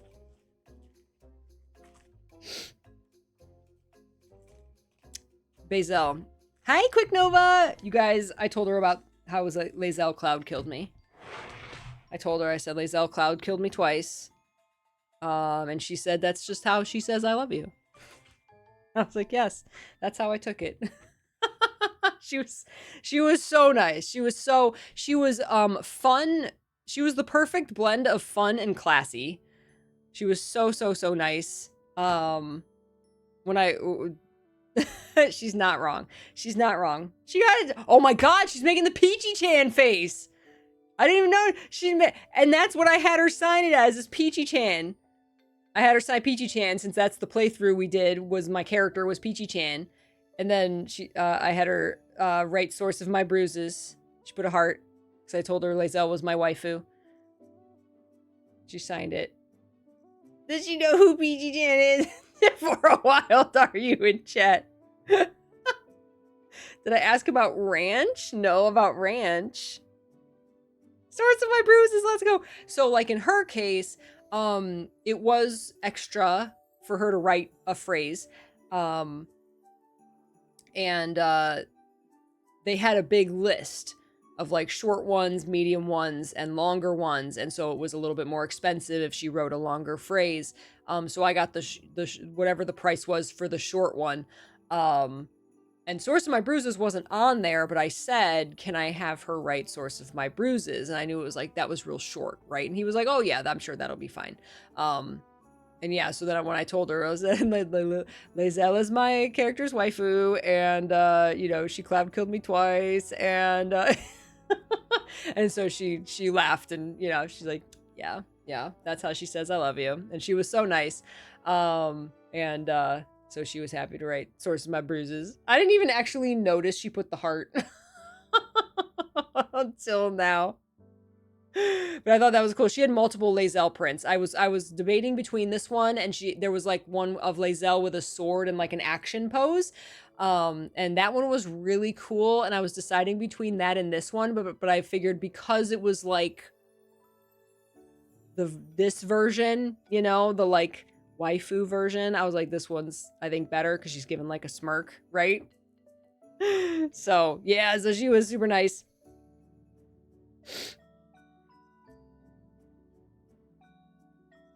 Exactly. Yeah, it's like we're staring into each other's eyes. Source of My Bruises, right? Yeah. Yeah, so then Wing got the Expedition 33 print of her E33 character, which is right there. Whatever character this is right here is her E33 character. I think just one of the side NPCs. Clea. Oh wait, Clea? That's not a side character. Oh, I didn't realize she was. Oh, I didn't recognize her. Okay. Well, that's a much more significant character than I thought. Okay. And again, kind of a shaky selfie because, of course, I was nervous and I was the one holding the camera. So, but that's okay.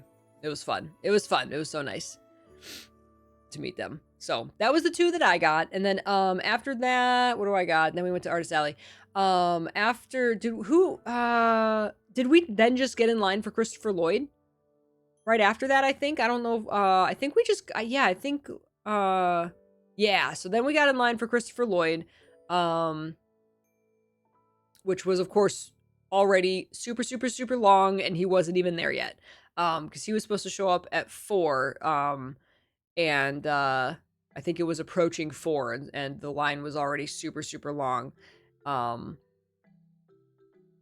And so I'm like, let's just get in line now, because it's only going to get longer. And there was a Baldur's Gate 3 panel, or supposed to be, a Baldur's Gate 3 panel at 7 p.m. that I wanted to go to because it was going to have all 5 of them. So it was Devora Wild. I don't know all their names. Neil Newbin, Astarion was there. He had the longest line.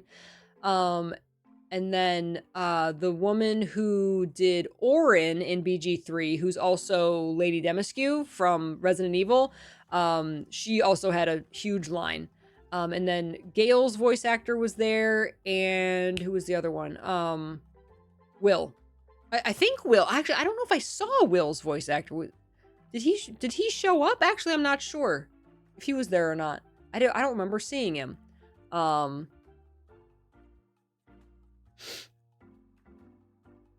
So yeah, we were in line for Christopher Lloyd. Yeah, apparently his flight got canceled. Yes, tall vampire mommy. Yeah, so she was there and she had a huge line the entire time. But Christopher Lloyd's, apparently his flight got canceled and he had to like drive himself to the convention. So he was a little late. Only like 45 minutes though. They left when you killed too many towns. Yes. Maggie Robertson. Yes, that's her name. Yeah, she was there. And she was also, you could like, she was big, smiley and happy and like, so like, you know, just having fun with everyone, like, as well. I think she was in the booth next to Devora. Um, and so we were ready for the wait. We were ready to sit and wait for Christopher Lloyd to show up, and he finally showed up, and everybody cheered, "Yay, he's here!" And it was still probably an hour before the line started moving. Oh my god, the line was so long. They had a special system for people to prepay, depending on, they had different prices depending on what you wanted signed. Wing brought her Xehanort Funko Pop for him to sign his bald head. It's amazing. And man, we waited. What's the total time we waited? At least 3 hours. Yeah. I left at one point. Was it 2.5? Did it end up being 2.5? Okay. It's not as bad as I thought. But there was a Baldur's, well, we were still in line.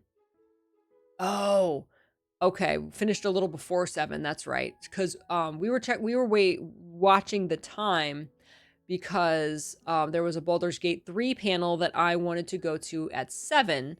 And we checked the online schedule to see where it was. Excuse me. Like which panel room it was in. And when we finally found it on the digital schedule, it said that the panel was at 4. Which was not when, like, we looked this up a couple days before the convention online, and it said 7. But when we looked it up while we were there, it said 4, which had already passed. And we're like, the hell? And sure enough, we could kind of see the Baldur's Gate 3, their booths was like on the other side of the room, and we could see that they were all still there. So we're like, they're not getting ready to go to a panel. They're still just standing there signing. So we must have missed it. Though you'd think we would have seen them gone while we were waiting in the other lines. I don't know. I don't know what happened, but the panel got pushed up 3 hours without us knowing, apparently, and we missed it. So I don't know what happened, but I did not get to see alleged Baldur's Gate 3 panel, but that's okay. I got to meet Devora, and I got to gaze upon the others who were there at their booths. So it was all good. It was all good. Oh, wait, where's my... Oh, there we go. I'm a little out of order here. So then we 2.5 hours later, we got up and we saw Christopher Lloyd signing, and he was so nice, and he had a lot of rules. He had an entire table long of, there was like 3, normally there's just like the one handler, you pay them your money, you say what you want, you pick your print, right, and then you go to the print. He had like 3 or 4 different handlers, this giant long table, like multiple tables full of prints. Most people brought their own items for him to sign, but there were tons of prints from all of the movies. He had a bodyguard, like a legit bodyguard, like the guy was just there to be a bodyguard for Christopher Lloyd. Like he was in a suit, and he was like standing like just like to the left of this picture, like behind that Marty there, the entire time. There was extra Lexington staff, like it was, they were making sure that it was everything went very smoothly. And they had all kinds of rules. They're like, no personalization, no quotes, no nothing, just his signature. Sure, you can, there wasn't really like conversations with him. You could like, tell him thank you or whatever, while he was signing, and you could get selfies with him. I think it was like $120 for a selfie, but he was, he would take selfies with people. I think the autographs started at 120. He's 87 years old. Like, bless him for even going here and doing this. Like, wow. Yeah, he was Uncle Fester in the Addams Family.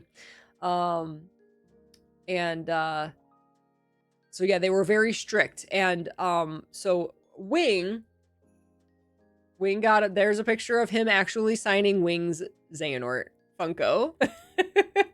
And he smiled when he saw it, because most people, again, it was like 80% of people were there for like Back to the Future, right? And there was like a Morticia cosplay, like there was people there for just, all the different stuff that he's done, but probably not a lot for Xehanort. So he smiled when he saw Wing's Funko Pop of Xehanort, because that was more recent that he did that too. So and he took his time signing the little bald head, did a really good job. He didn't just like scribble his name, like he was really careful about how he signed it. You could tell he smiled at Wing. He did. He smiled at you. Because she said, thank you for voicing this character. And he gave her a big smile. Because he was real quiet. He wasn't, he's an old man. He's old and he's tired, understandably, so he wasn't like, he was you could tell he was very gracious. He was very careful and caring about how he signed everything, but he wasn't like talking with everybody. He just, he can't. And he's got to just get through. Like I said, no personalization, no quotes, no nothing, just his name, and that was it. Preserving his energy, exactly. But you could tell he was extremely gracious and happy for everybody who was there. And so you were allowed to get a picture of him signing your object. And they said, unless you bought a selfie, you can't be in the photo with him. It's just, you can take a picture of him signing your thing. And so Wing gave me, Wing, of course, Wing was the one getting the signature, so she was nervous. And, so I took the photo for her. But I misunderstood what the handler, the three handler, it was funny because the first handler was there to take your money or your prepaid ticket and say, okay, what are you signing? The second person was there to get the item ready. And then also tell you all the rules about, don't strike up a big conversation with him. Just take a photo of him signing your picture, only while he's signing your item. Like they put you through the rules, like each person, each station before you got to him. They weren't mean about it. They were just very they have to be strict to get through this giant line. Right? They have to get it. They were keeping things running very smoothly. It was very systematic. Yeah, they weren't rude about it at all. It was just systematic. Please do not encourage this man to time travel. I didn't understand. I heard what she said about the photos because I was the one taking the photo. But at first, I was taking a picture, a wider angle of Wing standing there, and then so I was getting Wing and him in the photo, but Wing was just standing there. She wasn't posing, because that's what I thought. I was like, okay, if you didn't pay for a selfie, you can't that's what I assumed. But as soon as they saw me taking a wide shot, they were like, no. They're like, you have to move in. You have to move in. You have to you can only get him. They kept saying you can't get her in the shot. And I actually didn't tell you this, Wing. But whenever they said, because they were kind of because I was like, oh, what am I doing wrong? What am I doing wrong? I don't want to break the rules, right? But when they said you can't get her in the shot, for some reason, my brain thought they meant the handler that was next to him, which was all the handlers were women. And for some reason, I thought they meant the handler next to him because it seemed like she knew him, like she was maybe, I don't know if she was his wife or a family member or someone close to him. It kind of seemed like that. So I, for some reason, thought that they meant her. And so that's why I had moved over to the side to I was trying to get an angle where that handler wasn't in the shot. I thought that's what they meant. And when I was still getting Wing in the shot, they're like, no, you have to get closer. They were again, not yelling at me, but they were saying to me, you can only get him in the shot since Wing didn't pay for a photo with him. So I completely misunderstood while they're and I'm going, oh my God, I'm thinking what am I, No, it's not your fault, Wing. I just completely misunderstood. I didn't know they were going to be that strict. Like, I didn't get even a picture of your face, right? Like, so Wing actually did ended up getting a lot of extra pictures. Like, because I'm just sitting there snapping photos, right? And like, so we're not going to show them out of respect for their rules, but like Wing did get a lot extra photos. But it's just like the back of Wing's head, right? It's like Wing standing there watching him. You know, Wing wasn't. That's what I thought you couldn't do, was like pose, because you had to pay for a photo with him, right? So, but Wing wasn't looking at the camera. Wing was looking at him. So I completely misunderstood. And they're sitting there yelling at me like, no, you can only take a picture of him. I'm like, what do you mean? So that's when I got close, when I finally understood what they meant. I was like, oh, when you said you can't get a picture of her with him, they mean Wing. Oh, okay. That's when I turned the camera right side up like this and then got a photo. And luckily, he took long enough signing. It took him long enough to sign the Funko, because he didn't just go, like it took him a minute, because he was being really meticulous and careful. So luckily he was still signing by the time I understood, oh, only him. Okay, I understand. You're doing it wrong. I was doing it wrong, and I didn't understand. And then I panicked because they were like, no. When I moved, they were like, no, you can't. She kept saying, you have to get closer. You have to get closer. And I was like, I don't want to like reach over the table and like get in his. I'm like, what do you mean closer? I'm not gonna like put the camera in his face. Like, what do you mean? Like, I didn't know. Because they kept saying, you have to get closer. You have to get closer. I'm like, what do you mean closer? How I can't, like, there's a table. I can't get any closer. I didn't understand what they were talking about.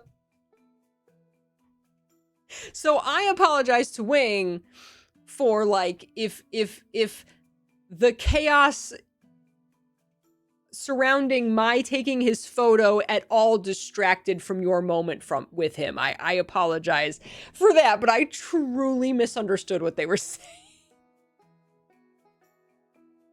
But we got good photos. We got a lot of photos. Because they don't like, take you aside and say you have to delete those photos. They don't do that or anything. So Wing got a lot of extra photos just for her. I think we enhanced it because we got a lot of time with him, and I swear he was snickering a little. He's probably so used to it. Like, when I panic like that, I just freeze. Exactly. Like, because I truly didn't want to do anything wrong. I didn't want to break any rules. I wasn't trying to. Like, I truly just misunderstood what they meant.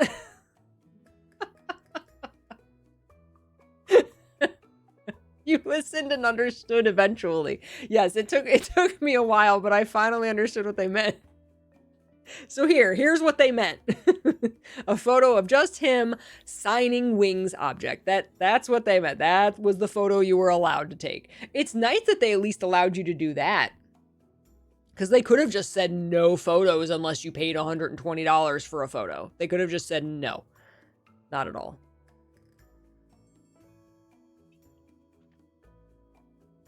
Jazz, I would also be the one getting shouted at.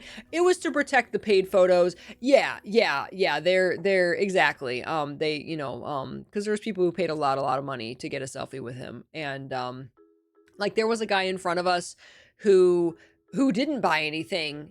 He waited 2.5 hours in line because I think he wrote a book. He self-published a book, and I think he wanted to. I think something that Christopher Lloyd did inspired the book. So he wanted to give him his book, but he didn't want to buy anything. They wouldn't even let him see him. They took his book and said, we'll give him the book. Whether they do or not, we'll never know. But they wouldn't let him keep going through the line. They said, unless you buy something, you can't even go up. They said, we will give him the book. I know, but, and after he had waited 2.5 hours in line, you had to buy something to go up to him.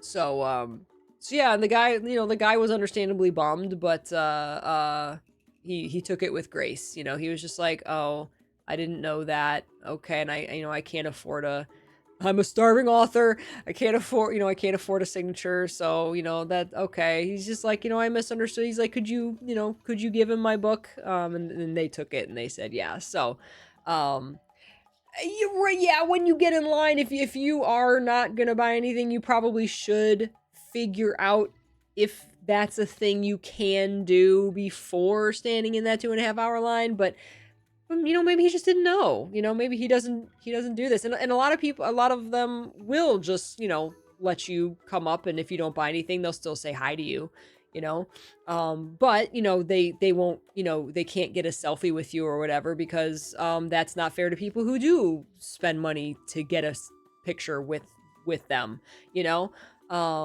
and it's not fair. Here's why they can't just let someone just go through for free, is because there are people who are paying a ton of money. The guy in front of us spent like over $300 for like 2 signatures and a selfie or something. It's not fair to the people who do wait it's not fair to Wing, who did wait 2.5 hours in line to get her Xehanort signed, who spent a lot of money to get her Xehanort signed. It's not fair to Wing if 60 people get in line in front of her and don't pay a dime to go say hi to him. And then Wing has to wait an extra hour because 60 people who aren't paying a dime got in line in front of her. So they can't, that's the reason. If someone has nobody at their booth, or it's just a couple people, so it can depend on the person. Like Joel Perez. Hi. People pay to wait in lines. People pay to wait in lines. Yep. Paying to wait in line. It's very specific, exactly. Like Joel Perez Valentino from Hasbin has very specifically said, I don't care if you buy anything, you can come up and just say hi to me. He's like, please don't feel like you have to buy anything. If you just want to come say hey, come say hey. And I'll be super happy to, to say hey. So it depends. Sign my DeLorean. There was apparently a DeLorean there, and there were photo ops with him in the DeLorean. Yeah, Wing was there. Usually if you go up like with a friend who bought something, your friend can say hi. I mean, I guess technically, well, not with Christopher Lloyd, because they were very strict with him, but like, yeah, like I got handshakes from people, when I went up with Wing. Everybody got sprouts. Wing was giving out these sprouts. Wing was giving out these little butterflies and mushrooms and flowers and turtles. She had little turtles she was giving out to everybody. And Wing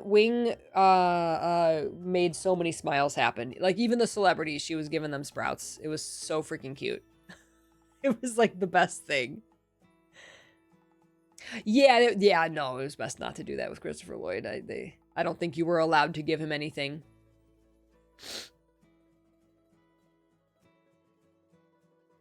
Oh, Jazz. Didn't take any time with Manu because I didn't buy anything, but I did say it was nice. It was nice meeting you as I left. Yeah. Yeah, Wing and I were like each other's handlers when we went up.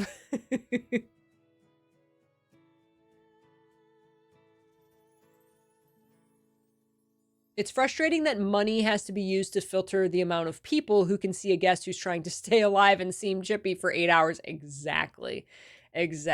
You have to give extra grace to, I mean, the man is 87 years old. Like, I'm amazed he's even at the convention. Like, he must really love it. So, like, but he can only do so much. And he was going back and forth between photo ops and stuff. So, none of these people are as VIP as Peachy. Well, I am a very important Peach. Peachy's emotional support wing, yes.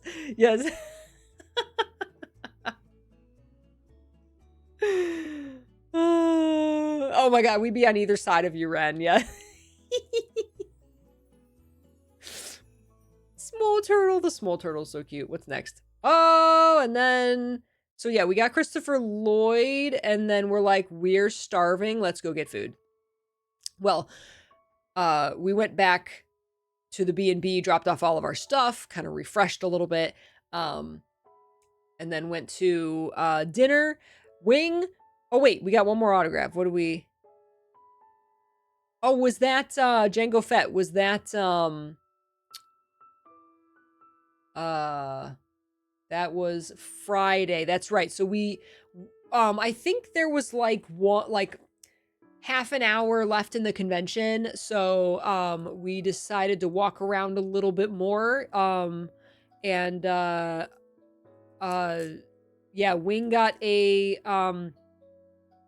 what's his name? Wing got an autograph at the last minute from the actor who played Jango Fett in the Star Wars prequels. He was there. Temeru Morrison, that's it. Yes.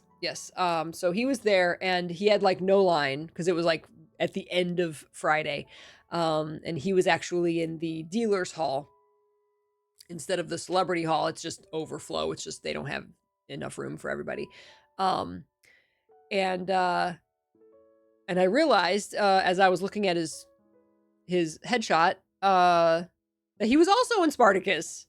He was the Doctori in the prequel Gods of the Arena. I was like, holy shit. I was like, I totally didn't even realize that was him.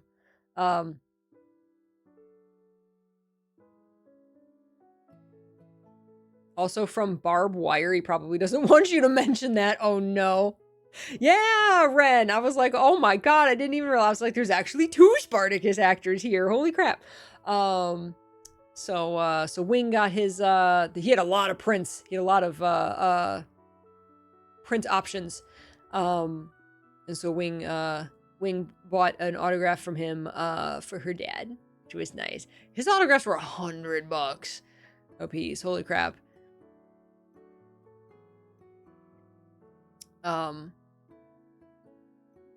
Jazz says, judging how my brain turned off meeting Felicia Day, I'm fairly sure I'd go nonverbal meeting Doc. Yes.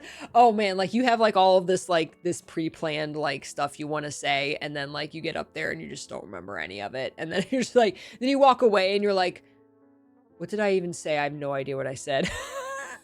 Like I know what they, I might know what they said. I don't know what I said. What, I hope I didn't embarrass myself.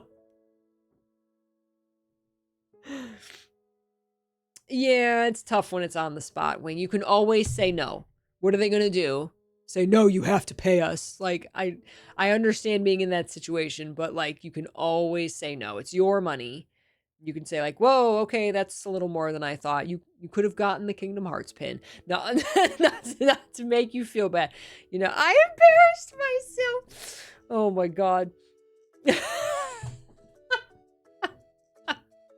I'm sorry. Perspective. It's perspective. It's fine. I hope your dad absolutely loves the print and signature you got him.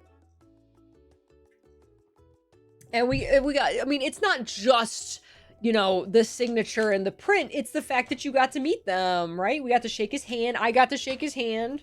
I think. Did I? I actually don't even remember. You know, but it's not just that. It's the fact that you got to meet them. You got to talk to them. You know, it's not just that. It's the fact that you can say that you met them. You thanked them for their work, and, you know, they're human like me, but better. Oh my God. No, for real, MS Heart. Oh my God, that just reminded me of something. You know what's so funny is MS Heart said I have to mentally prepare whenever I meet these people. They're human like me, but better. No, you know what's funny?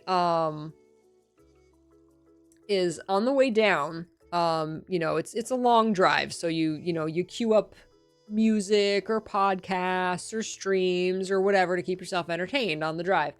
And I always flip through a bunch of things as I get bored with one thing, but one of the things that kept my brain the best occupied on the way down there, shout out to Niku Tsune.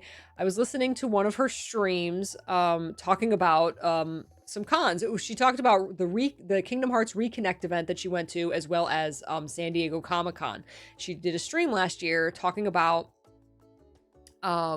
those conventions that they went to. And listening to that stream, yes, Niku, switch the T and the S.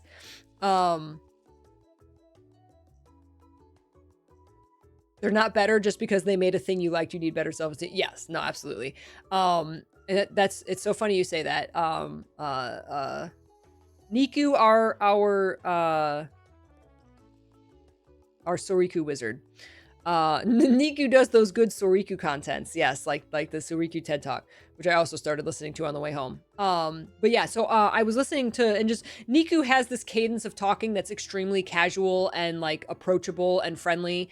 And so I was listening to their stream about Reconnect and Comic-Con, and it was just like, man, it just like kept my brain occupied while driving, like really, really, really well. I was really, enjoying listening to that.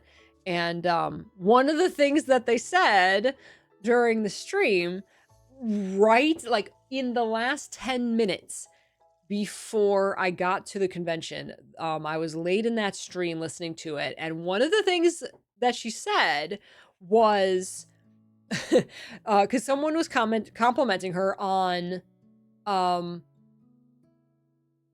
like, you're so easy to talk to, you're sociable, and you just can go up to people, you don't have like social anxiety. And she said, well, at one point I just realized everyone else is just a guy. Everyone's just a guy. And like sometimes you hear something that just like clicks with you, right? Like it's the same sentiment as nobody cares what you're doing because they're too busy worried about what they're doing, right? Like, they're you meet someone and they're just worried about, oh, I got to go home and clean the cat box, like they're not worried about, what your hair looks like, or people are just people just like you. Right. And there's a lot of sentiments like that, and it's because it's true.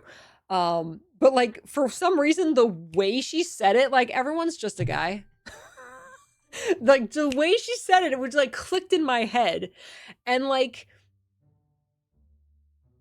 it actually, not in a bad way, it actually like made a lot of my excitement for seeing a lot of these like celebrities like plummet. like not excitement, but like anxiety. Like, oh God, I'm gonna meet this person. Like, they're just a guy. And I was like, oh yeah, I guess they're just a guy, And like, just the way that phrase clicked in my brain, I was just like, oh, it made me a lot less excited.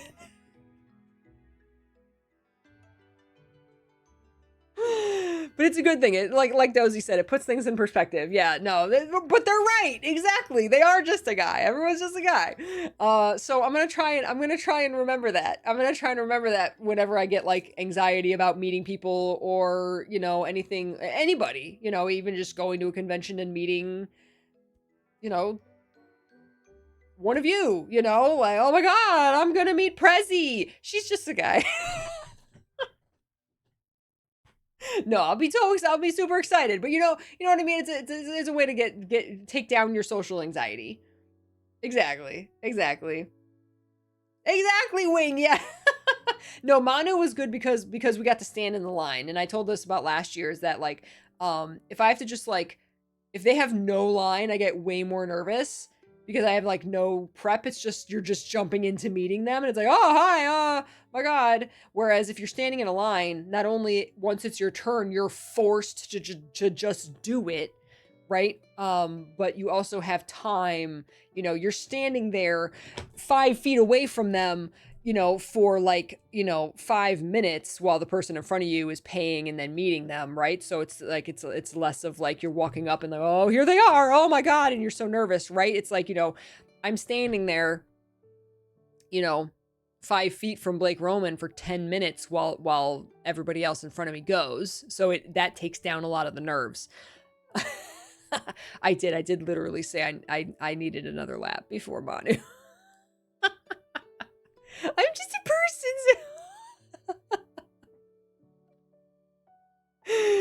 Prezi, you're just a dude. That's right. Everybody's just a guy. Everybody's just some guy. Plus, if there's no line, it's also more stressful because they see you coming. Exactly. And then you're trying not to like just like stand there outside of their booth, outside of the line, like looking at them. Right. So like that was my experience with both Joelle and April. I think Joelle, there was actually like one other person that he was engaging with when I went up to like pay. Whereas April, at the time, I was really lucky and I got there when there was no one. So it was just like, it was just her and her handler and then me, like way out. And I was just like walking past like 3 times because I was so nervous to just walk up to her. And like you said, they see you coming, right? You're just like, hi. But the good thing about that is that, and even when I left there, I don't think there was anybody behind me, was that I got to talk to April Stewart for like a long time, like 10 minutes, because there was no line. So I was in no hurry.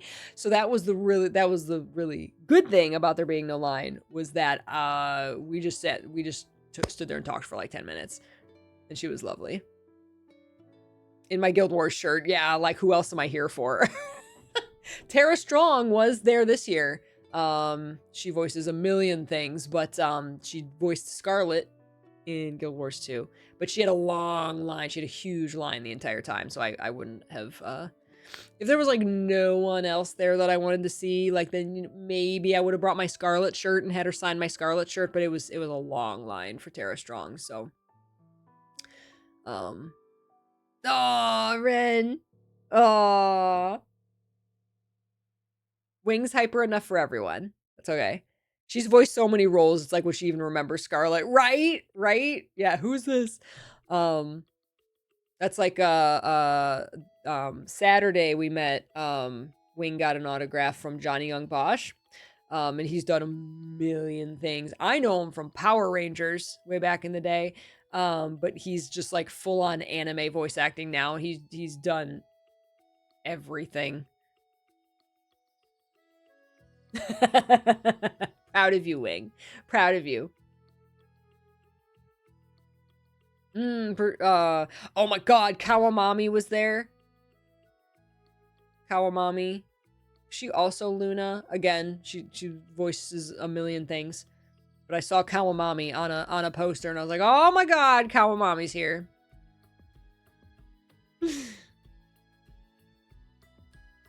I'm mocked by the Scarlet shirt I don't have. No! I will love it enough for both of us, Calcius. Meet and greet lines make me so embarrassed on their behalf that no one wants to see them that I can't approach. Oh, no. Well, it could just be the time that you got there. There happened to be no one. Like, earlier in the day, they might have had a huge line, right?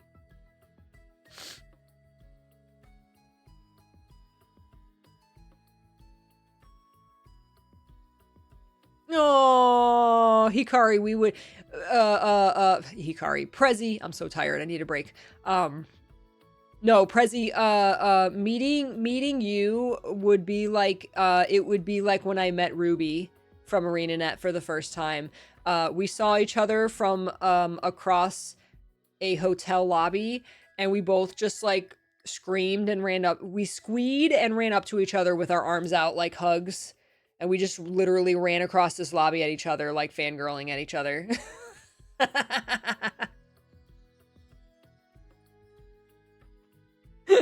That would be me and Prezi. That was me and Wing. Except in a parking lot. PeachCon when? Yes. This is fun. Show off the Goober Wellness Check. Take a break. Goober Wellness Check says make sure that you don't get the con crud. And that means taking the break and stretching, and getting some water and drinking some water. Peachy's Mouth is so dry. All right, let's go take a break, everybody. Get up and stretch, get some water, And we'll come back with more con stories. We're just through Friday, you guys. We haven't even gotten to Saturday. Actually, we haven't even talked about where we went to dinner, the amazing place we went to dinner Friday night. And we haven't even looked at the merch yet. You guys, we have so much to talk about. We have so much to talk about still. So get up and stretch, take a break, and we'll be right back. Goober, don't do it. I'm gonna do it. Don't do it. I'm gonna do it. Goober, god damn it.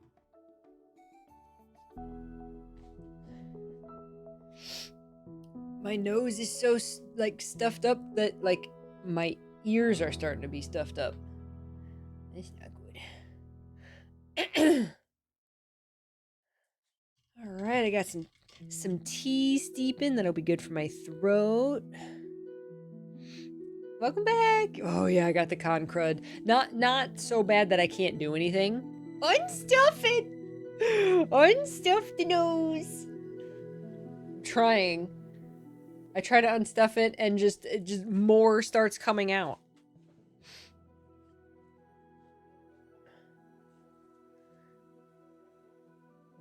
Thank you, Ren. I get excited and then I just oh my gosh. It is a little humid. Oh, we're supposed to get some storms tonight. Excuse me.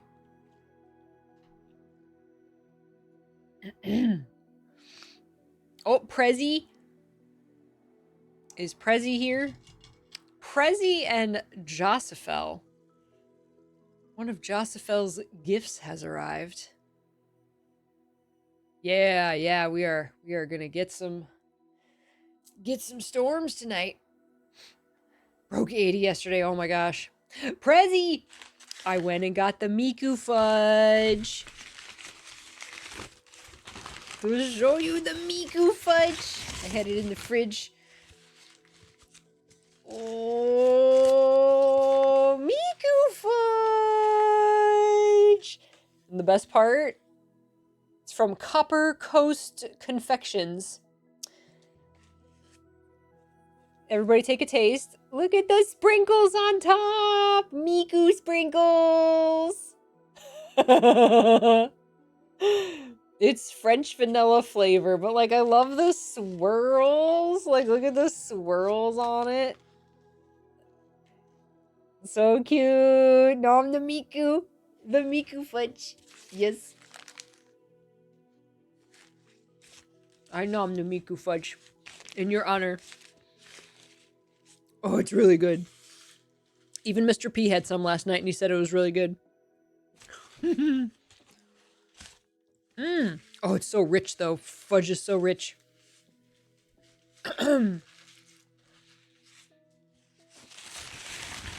It's a Vocaloid you can taste.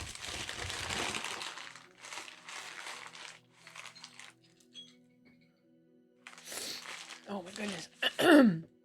So yum. Such yum. It looks like goat milk soap, it does. Okay, my tea.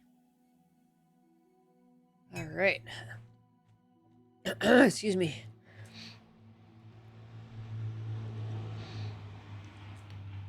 It tastes very Miku. It tastes very Miku, yes. It's so sweet. It's so sweet. Yeah, this booth had tons and tons and tons of fudge.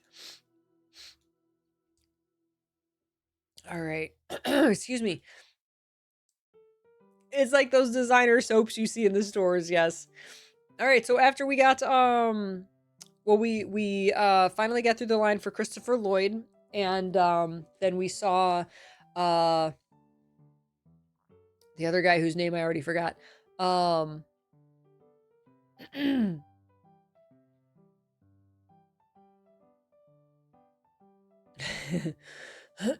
Pardon me. Oh my gosh.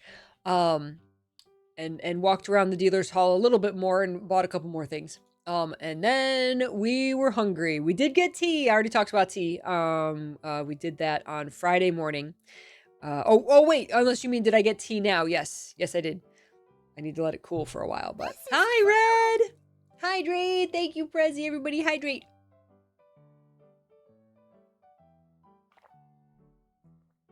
Very important. All right. So yeah, so then we were like, we're hungry. So after the fudge. So we went back to our B&B and we dropped off all of our stuff, all of our new merch, and our autographs. And then Wing found this amazing, the best place we ate the whole weekend. I don't know what it was called, but it was this Latin and Peruvian inspired place that had dishes inspired by those places. And oh my god. Oh, was that the night we found the booth with the Powerpuff fruits? Yes, that was in the artist alley. I got these, it was like steak skewers over these crispy baked potatoes and greens with these sweet peppers on top. Oh my god. Goober's goes places. Yes, Goober had all the good food. Goober's drooling. Goober was so ready. This was the best dish I ate the entire weekend. That the meat was so good. Everything was grilled to perfection.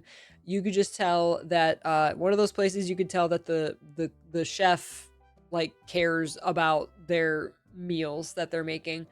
It was so good. That was my dish. That was Wing's dish. She got some little tacos. And we had what were the things? You got pork tacos. And then we had an appetizer. Tamales as an appetizer, those like authentic tamales. They were so good. Everything was so good. Oh my god. And it was such a cute little place. And everybody was so friendly. We got some drinks. It was so good. By far the best place we went to. We actually tried to go back there, but they were too busy on Saturday night. So we went somewhere else, which was also really, really good. So it worked out. Naryasa! Hi, Naryasa! I had a really good time. And yeah, then we went back to our B&B and because this is Saturday, so that was our Friday. It was a really good Friday. Lots of standing in line, but lots of meeting cool people and getting lots of autographs and things. And there's the Powerpuff. There's the Powerpuff fruit. It's in one of my bags somewhere. We'll get there. We'll get to all the merch. We'll get to all the merch and all the art after the pictures. Hey Champ, how you doing? So Wing she has matching Ida bags. I don't have a picture of hers, but she has a red and black one that matches this that she put all of her Soriku keychains in. And when we cosplay Sora and Riku, we have these backpacks on, and we have like always gotten comments from people saying, "Oh my gosh, your backpacks match!" And it's so fun. And I put Goober in the top and zipped him in so that he could watch. He could stick out and watch. And we cosplayed Sora and Riku. Yay! Saturday's our cosplay day. So we cosplayed Sora and Riku, and the first thing that we spent all morning getting ready, and then the first thing we did was go to Manu Bennett had a panel that we went to at noon. Yeah, we representing with those Soriku Ida bags. Heck yeah. Better be Sailor Moon art. I did get a bunch of Sailor Moon stuff. Yes, I got Sailor Moon stuff, Hasbin stuff, a little Kingdom Hearts. There's not nearly as much Kingdom Hearts stuff, but I did get some stuff. Got Princess Peach. I got some Rainbow Bright stuff. I got Last Unicorn stuff. I got a big range of like my favesies. Not a ton of Yu-Gi-Oh! Some Yu-Gi-Oh! Art prints. I got a good range of stuff.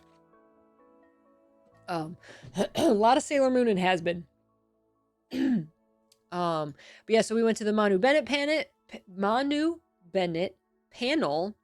And he told lots of stories about his experiences in Kentucky and getting getting roles for like the Hobbit movies and Arrow.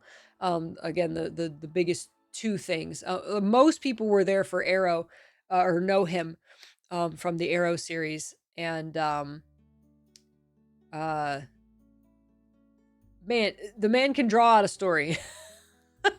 I don't know if it was because the panel room was not super full. There was maybe, I don't know, I didn't turn around and look, but it wasn't like a super packed panel room, since it was like just him. But there was people in there, and yeah, he told a bunch of stories, but he can draw out a story. There wasn't much time for like audience questions. I don't know if he was drawing out his stories by design, because he didn't think there was going to be a lot of questions because there wasn't a lot of people in the audience. But either way, it was just fun. I was happy to see him. Like, he seemed a lot more well rested than when I met him on Friday. So like, it was cool to see him kind of more in his element, and just like feel, I don't know, just better rested. So I don't know. Yeah, so it was fun. It was fun. To just get there, and I thank Wing for going to the panel with me, and for just like spending that time in there. But it was good. I didn't get a chance to ask a question, but like I said, there really wasn't a lot of time for questions. It was he's very entertaining. He's very entertaining. And it was funny because like, he must have went on for like almost half an hour, like just talking about Kentucky, and about he went on a really long story. The host asked him about getting his role in Lord of the Rings, because the host had asked before the panel started. He was warming up the crowd, and those of us who were in there, and he kind of asked, okay, like who knows him from Arrow, and that was most of the people. Who knows him from his role in Lord of the Rings, and there were a couple people, and then he said, who knows him from Spartacus? He says, and who's seen Spartacus? Like, has anyone here seen Spartacus? And I was like, I am that person. I am that person who's here because of Spartacus.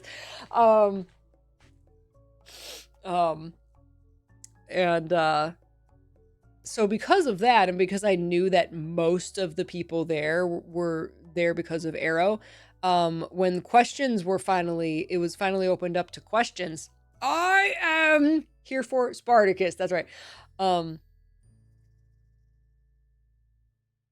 Oh, I didn't realize that's where that question kind of came from. Yeah, every question equals 15 minutes of story with him. Yeah, there's no quick answers. Not like I said, I don't know if that was because, I think it was just because he likes to just tell stories.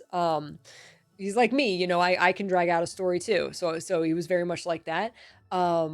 I think that was part of it. And I think part of it might have been because it wasn't a giant audience of 50 hands went up and then, okay, let's get through questions.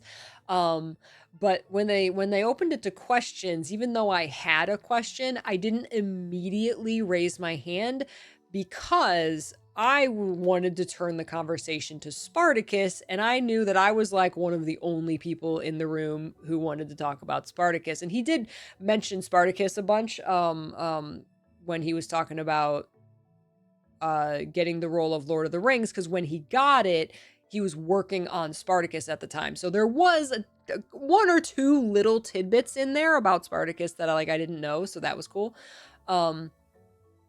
But I knew that I was like the only person there for Spartacus, so I wanted to kind of defer to the Arrow fans. I was like, I'm gonna let the Arrow fans get him talking about Arrow first, so they get some Arrow talk, because he basically talked about Lord of the Rings, his Azog role, and getting that role for a long time, for 20 minutes. So I was like, I want the Arrow people to get their time, because that's what most people know him from. And there was an arrow question asked. So that's why I didn't like immediately raise my hand. I was like, I'm going to let them, right, get an arrow question in. But Wing raised her hand. Like, it's like when I guess no one else immediately raised their hand. So Wing raised her hand and asked him about had a mocap question. But then, yeah, didn't realize that one question equals 15 minutes of story. So he went on even more about his Lord of the Rings role, which he had already been talking about for like 20 minutes. He did get to wear Gollum's mocap shoes. And what's his name? I want to say Andy Zemeckis. I don't know if that's right. Yeah, when he went in to do the mocap for Azog, he had to do the mocap suit and Andy Serkis, that's it. So Andy Serkis had the same shoe size as Manu. And so he literally got to step into Andy Serkis's shoes. He used his mocap shoes. He was also in Clair Obscur. Nice. Someone going on for 15 minutes about a story. We're totally not familiar with that. No, not at all. So that's why I had like not raised my hand immediately. Wing asked her question also about the Azog role. So then there was only time for one more question, and luckily the Arrow fans did get to ask their question, and he went on for again a long, like 15-20 minutes about how he got the role of Arrow. The unfortunate thing about that I didn't tell you, Wing, is that right before the convention I watched some panels of him at other Comic-Cons, and he told the exact same story. He did elaborate more this time. And again, I don't know if he was purposefully trying to draw it out because there wasn't a lot of people there. Yeah, and so the story of him like choking the guy out, I had already heard that story from a panel that I watched on YouTube. But he did go into more details. I got spoilers, I did. But he did he brought like two audience members, two guys, as he was like telling the story to help him like visualize like the story. So that was kind of fun. So like he was real like personable, and he got the audience involved and stuff, and he was real comical. He like he really knew how to like keep even a small crowd entertained. It was fun. So unfortunately, after that, the time for the panel was over, so I didn't get to ask anything about Spartacus. I actually meant to ask a Spartacus question when I went up to meet him at his booth, but I was so like, I forgot, mind blank, forgot everything I wanted to say. What did you have for breakfast? I was thinking that. To see if that gives a 15-minute story. I was actually thinking of asking something like, do you play video games? What's your favorite video game? He invited two guys on stage to get choked by him. Oh no, what a nightmare. Yes, he did. At one point he had one of the guys like of course, a fake chokehold, while the other guy was like chokeholding him. Like they were like sandwiching him at one point. It was really funny. The guys were really good sports. Have you heard about Kingdom Hearts? A demonstration. Yeah, it was like a demonstration to help tell his story, the story he was telling. Do you know how skeevy your character from Arrow was in the comics? Oh my gosh. That's why I didn't bother going to the Dan Green thing, because like I've seen all their other panels, so I didn't think there was anything I'd be missing. Right, probably a lot of story. That's like I've watched so many Has Been Hotel panels that like I've heard all the stories. There's always something new, but it's like I've same with Baldur's Gate. Like like it's probably a lot of the same. Which is fine if people ask the same questions, because not everybody's watched all 18 hours of panels on YouTube, and so it's their first time hearing that story, Yes, Dan Green did ask Wing if she had any questions for him. Like he prompted her to ask a question, and she was put on the spot, and she's like, what toppings do you like on your pizza? Didn't he say everything? Never got it. I thought he just said like everything. Do you know about this ship? Have you heard of the critically acclaimed MMORPG? Oh my god. Oh my god. He just laughed. Oh, I thought he said everything. Okay. I don't remember. It's like it happens so fast and you're so like in the moment that you don't remember everything that was said, right?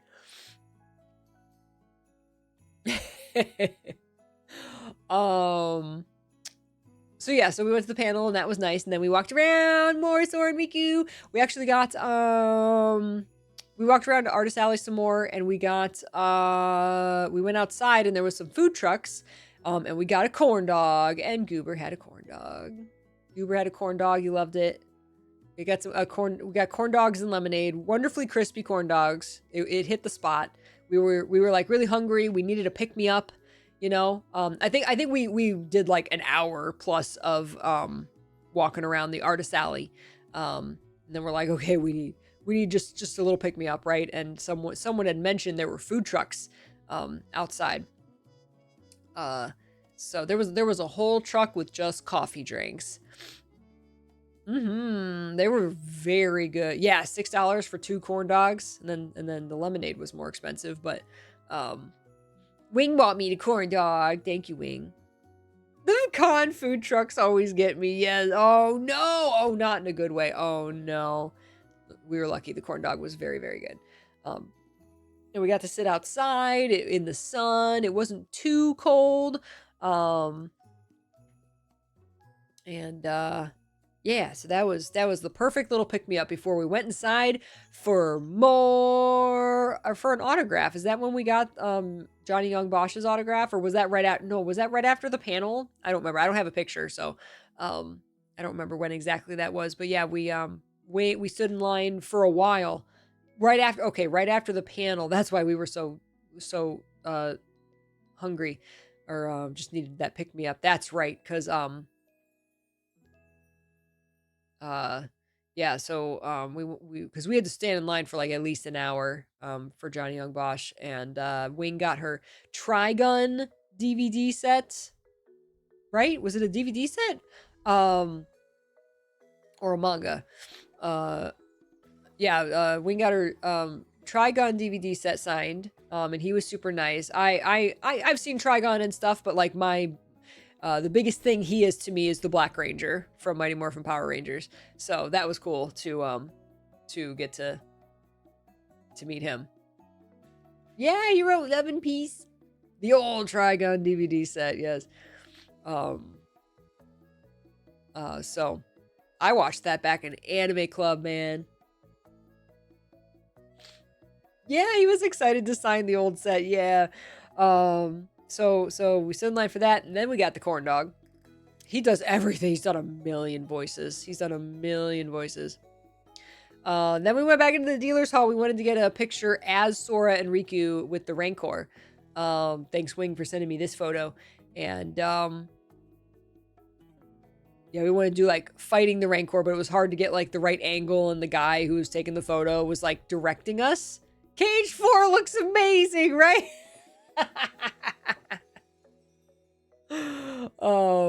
Yeah, so here's a spoiler for KH4. I know the sun is really starting to come in. I wanted to have the window open because it's hot in here.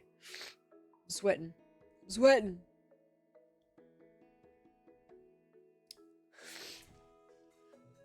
Oh, there you go. You can see Wing's backpack. There you go. See Wing's backpack. Her Ida bag matches mine. They're both hers, but the CG looks super cool. Oh, there was Temuera Morrison's booth was literally right there.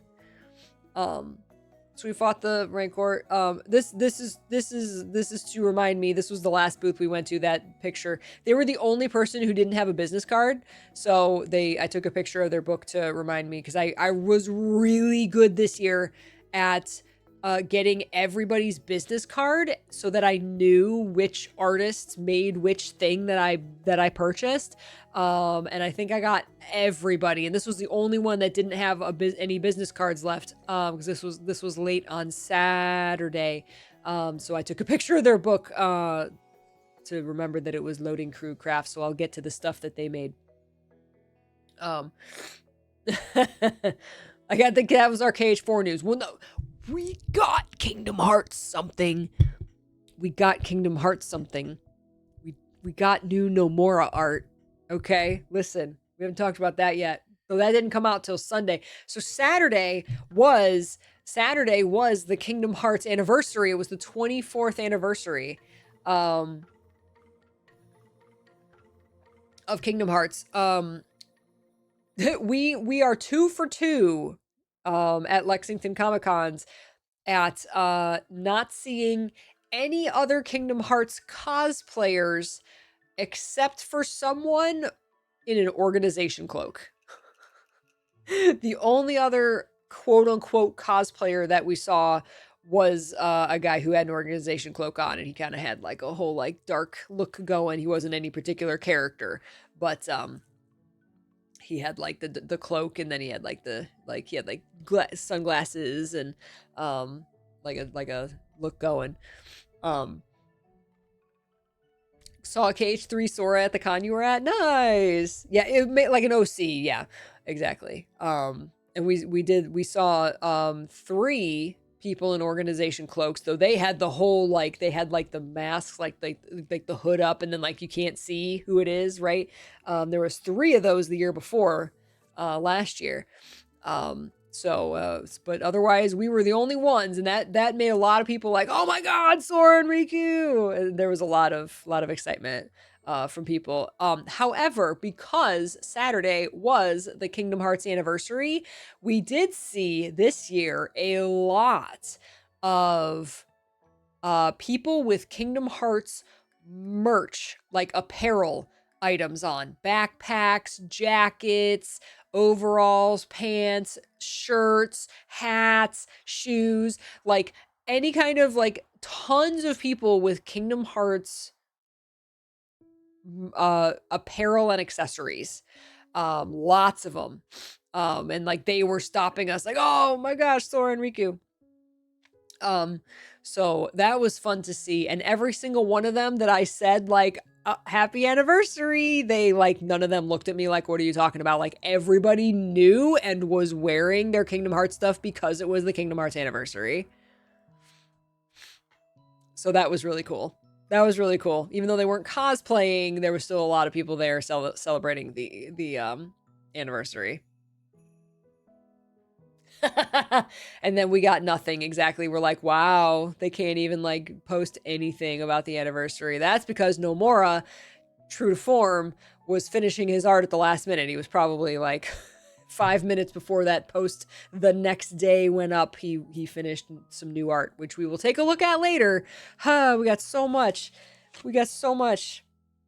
And then I gotta tell you guys about what was greeting me when I came home from the convention. Oh my god, we still got so much to talk about. Oh, Wing, did you find the bags? Oh my gosh. Oh, there was a Shion? Aww.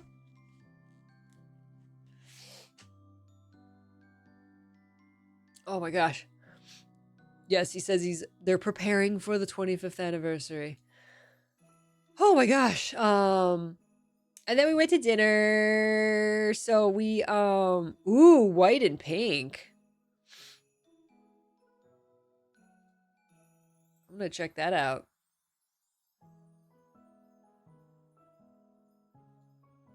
I'm gonna check that out later. Con Wars Tuesday, that's right. But that's not white and pink though, that's white and blue, isn't it?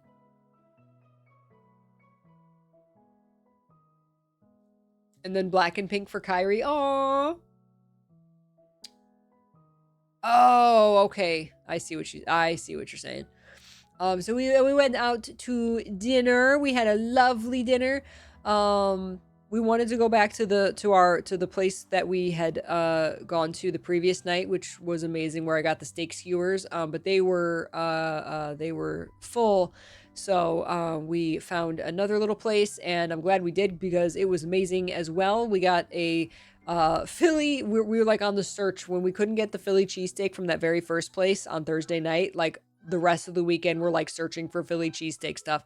And they had Philly cheesesteak fries, which were delicious. That was just our appetizer. That was our appetizer. Goober thought it was delicious. Goober wants all the food. I ended up getting brisket, some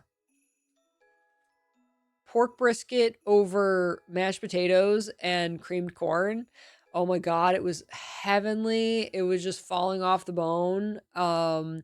I didn't finish it and I brought some home and Mr. P worked it into our dinner last night. And it was delicious. I know, the food was so good. Wing got a burger. She got, what was this, a crab cake burger?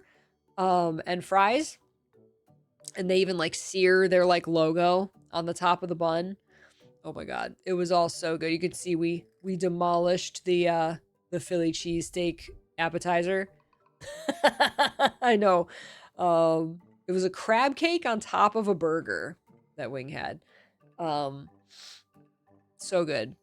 We ate very well. Nowhere that we went to eat, even like the corn dog from the food truck, was bad. Like there was one place we went to last year that was like bad. There was nowhere this year that was bad. Like everywhere was good. So we got very lucky this year. Even our own meals, Saturday and Sunday morning, we made, we co-cooked. We made bacon and eggs and avocado. I made my eggicados for Wing and me. And Wing made potatoes. And it was delicious. That looks like it came from a restaurant. Do I have a Goober picture? Yes, or an Oopsie picture. So we had breakfast right in our B&B. So nice to have a B&B and have a full kitchen and be able to cook. It was so nice. Yeah, even that corner shop we got to Philly that Thursday night was good. Everything was good. I gained 5 pounds just looking at it. What's up, Vichay? So we had that on, this was Sunday morning, and then we packed up. We packed up and packed our cars and went home.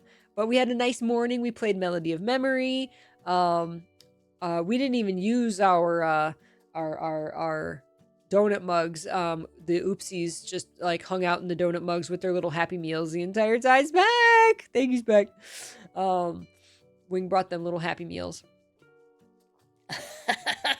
Frog jump scare in the chat. Oopsie got a donut. Oopsie got a plush donut that he was hanging out in. And that's it. That's it. That is all the pictures I have of the weekend, and it was wonderful, and it was lots of good food, lots of shopping, lots of standing in line, meeting celebs. It was, oh, I forgot to show off this. I know you're not really supposed to take pictures of artist booth, but her name was Erica the Goober, is her artist name. So go follow Erica the Goober. I did buy something from her that I'll show you guys. Her art was super cute. And it's Erica the Goober. So go check out Erica the Goober. It was a very pretty booth. All the booths were so pretty. There was so much to look at. I'm just like searching for my favorite series and my favorite characters, right? There was our tea. If you missed our tea time. Oh, we're so cute. For every artist, I took a picture of the booth I first asked and made sure to get their tag on it. Good. It is merch show and tell time. Giant Peach. I don't regret not buying the Giant Peach, but I definitely thought about buying the Giant Peach. That's my favorite picture of the whole weekend.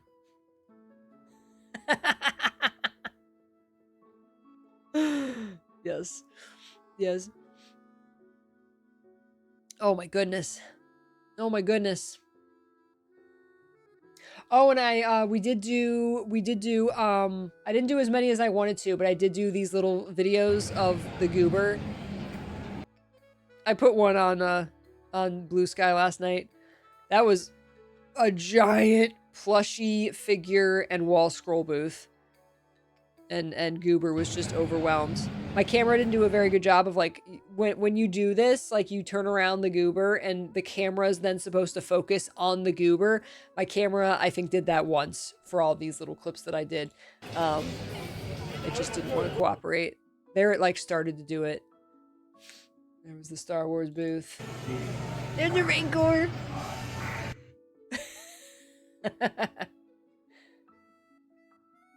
This one's loud. I'm gonna turn it down. There was a DJ. That's my favorite. Goober had a great time. Goober had a great time. That's my favorite. They had a DJ going the entire time in the hallway playing music. There we go. There the camera did what it was supposed to do.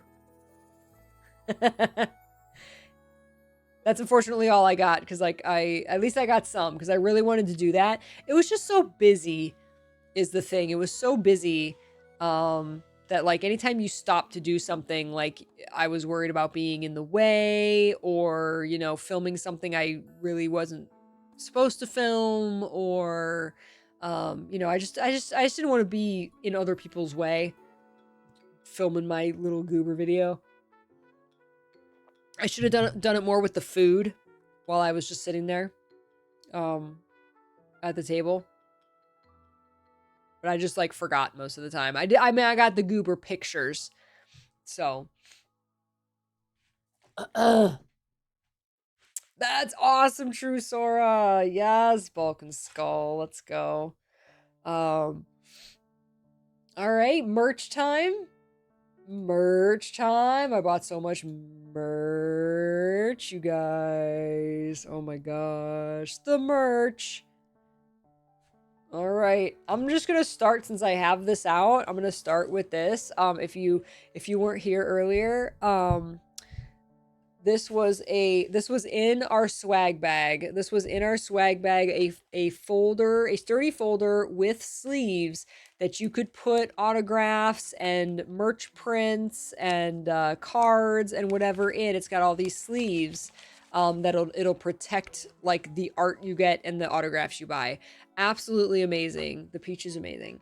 Like one of the best items I've ever seen in a con swag bag ever. Good night, Wing. Get some good sleeps, okay? I hope you feel better. Thank you for the wonderful weekend.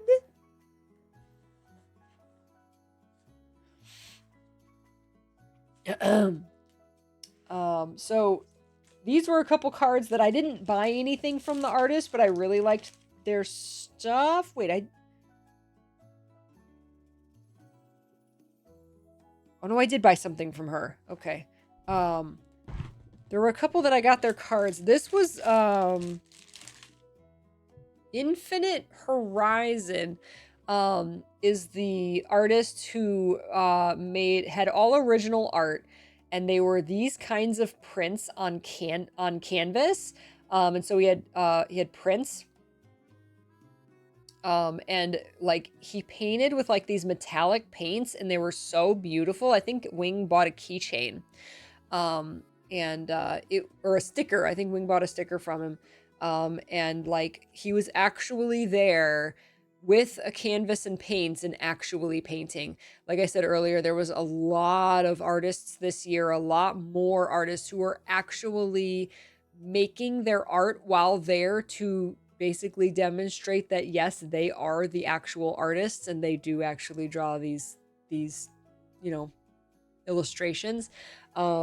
Which is sad that it's sad that they feel they have to do that in this age of AI, but it's a fantastic thing to actually see the artist actually doing it, right? Like right in front of you to see an artist painting on canvas or crocheting or even drawing on their tablet. There was a lot of artists that had their tablets and they were actively drawing or painting their illustrations. It was really, really, really cool to actually see a demonstration of the art being made. So there's a good thing that came out of that. That there was a lot more of that this year, which was really cool.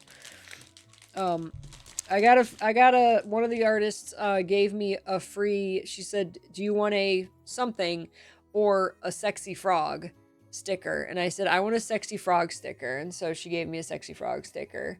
Unfortunately, I didn't get the artist's name. Live on the spot art, exactly. Some people were taking commissions and said, like, I'll mail it to you. Obviously, I get sexy frog. Obviously.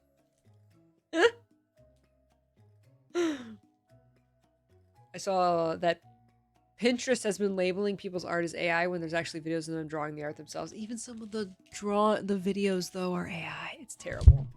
It's terrible.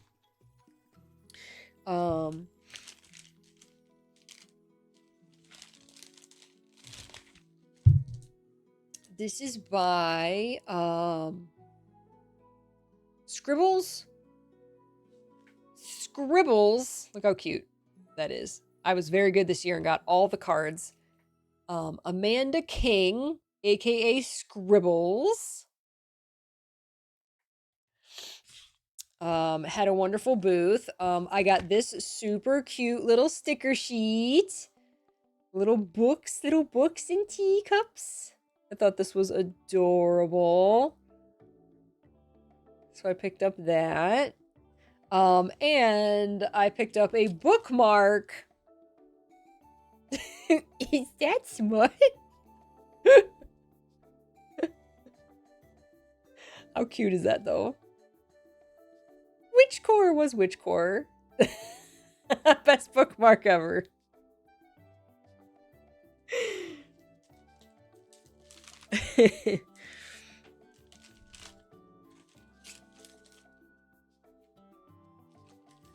Oop, wait.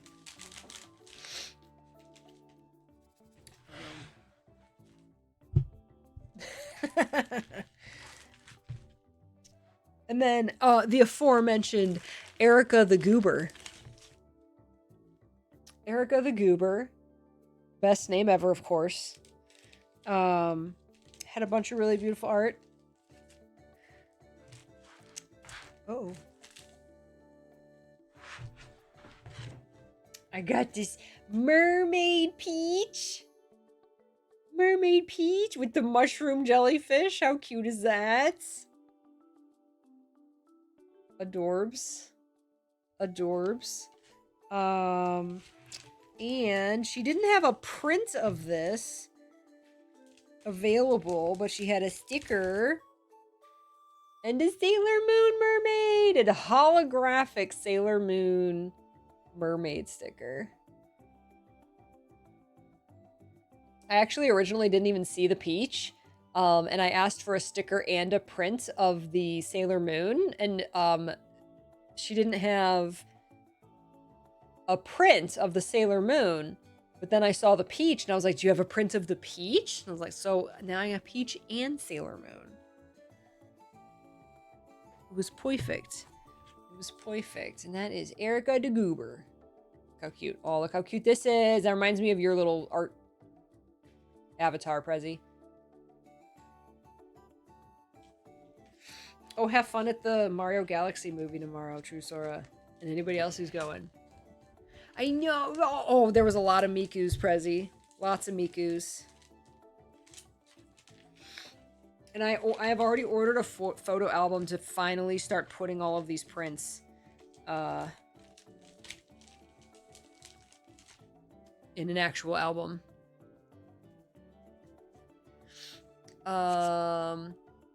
Teaberry House. Teaberry House. I got a peach sticker with a toad. So cute. And, oh my god, Rainbow Bright. Rainbow freaking Bright. And I'll have to get to it later, but I also got a Starlight pin. Like Starlight, her horse from Rainbow Bright. There's a pin. It's somewhere in these bags, so we'll get there. But when we get there, that's from Teaberry House. I know, freaking Rainbow Bright was not the only booth I saw Rainbow Bright from. I don't know why the Rainbow Bright merch came back this year. Oh my god. We're gonna jump around with this booth because I got a lot of stuff from this booth. And this was like on the final day as we were walking out.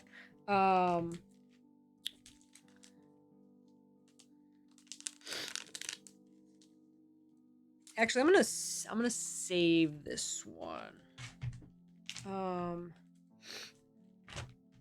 Got my autographs. This was the I think this was the first thing I bought. Uh-oh, my nose is sniffy. Don't sniffle on the artwork. I found a V's sticker sheet. Look at the V's, like season 2 V's. The Vox head on the pillow with the shark. So good. How cute is that? I love anything with Velvet in her angel dress. So cute. Oh no, wait.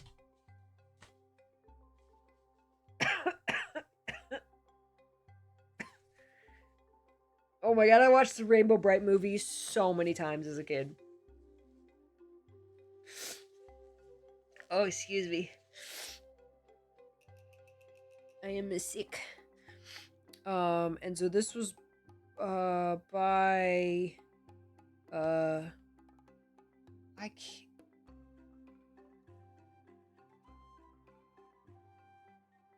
Tinar Sor. Oh, so sorry. That V sticker sheet, I guess Tinar Sor. I do the art.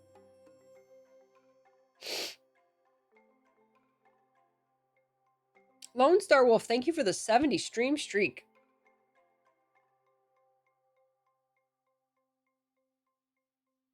Oh man, we might not survive this. I got a lot of has-been stuff. Oh, I don't even remember what this... Okay. There's some... I don't even remember everything I bought. I took a picture of a shop that was 100% has-been...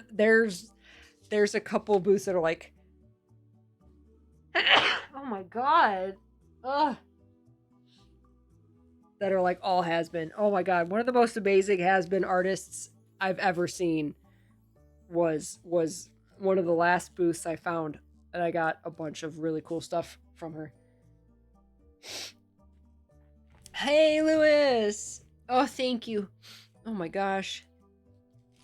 Okay, what are we doing here? Rosie Rain. Rosie Rain. Lewis! Thank you for the 16 months. Oh, thank you. I'm sorry, man. Between it's both the pollen and the fact that I'm just sick. Oh my god. This is one of my favorite things I got. Also, the artist's like info being printed right on the little baggie. Perfect.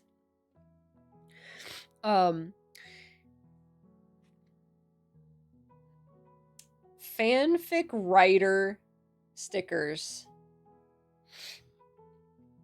And fanfic reader stickers.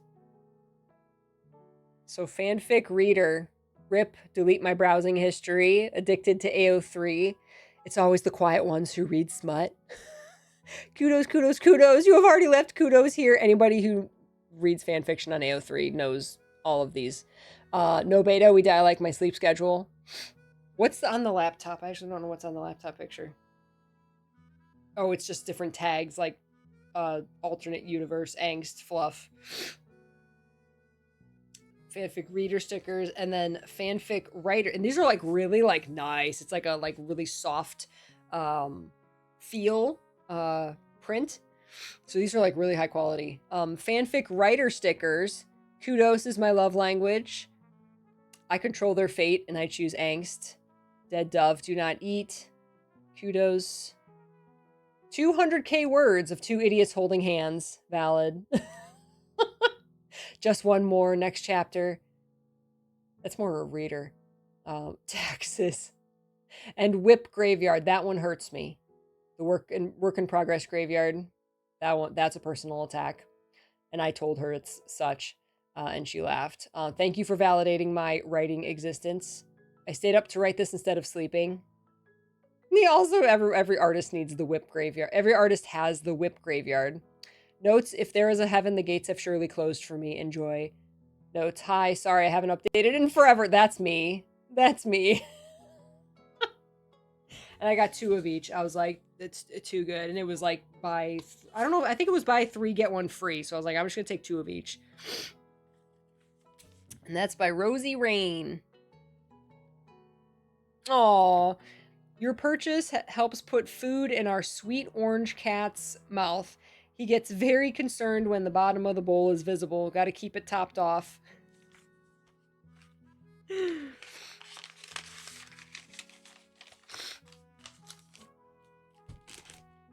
Love it. Love it.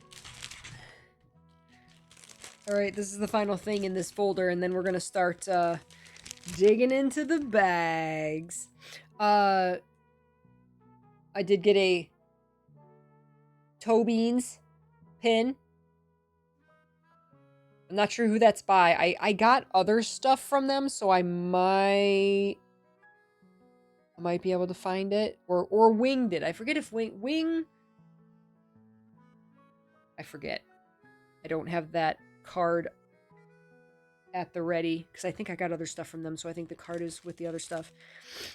I don't know what's in here. I have no idea. I have no idea.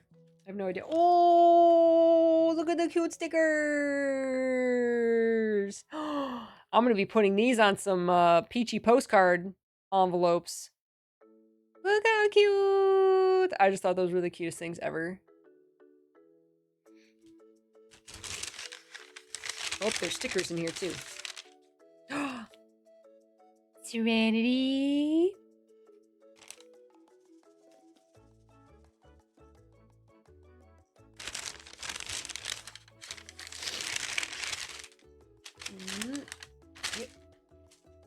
Oh!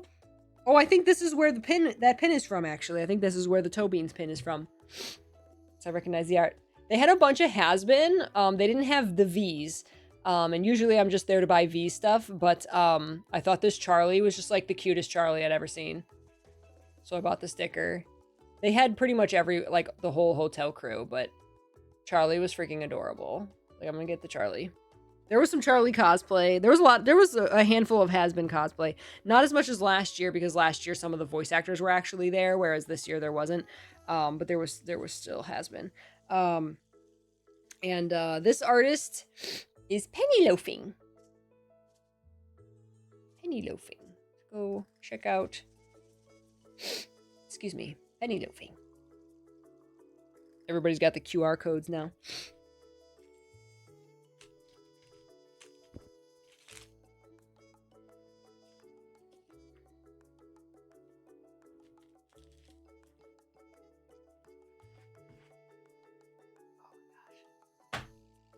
Oh, I'm so sorry for my nose.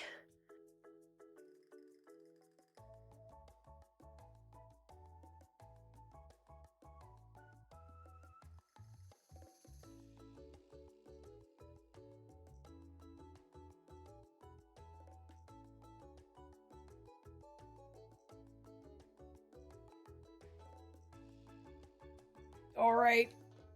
F for my nose hawk. Lunar Crystal Peach. Hello, good afternoon. We are digging into the con swag bags. Here we go. All right. First of all, the bag. I got this bag this year. It's my tradition now to get bags. I got multiple bags. Look at the Sailor Moons. Look how cute. So adorable. The other side is polka dots. And it was this cute little old lady who made them, and she made other you know, fabric stuff. It was cute. I asked if she had a card because I wanted to remember who made everything. We'll get to that. Uh-oh, is her card in here? Her card is somewhere. I'll find it.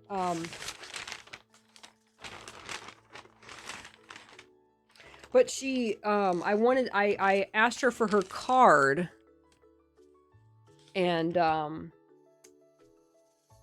she said, I don't have one, and then she, but she had it as a tag, on other merch, and she ripped one off the other merch and like put it in my bag. I don't know where it is at the moment, but we'll find it.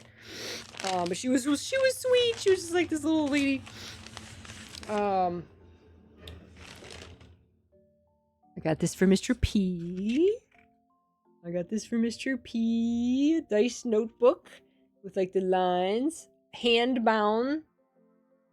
She made the art and then she hand bound everything, every book. It's got the dice at the bottom and just like the grid lines so you can make maps or take notes. So I thought that was perfect for Mr. P. And that is by Thistle Design Company. That's so cute.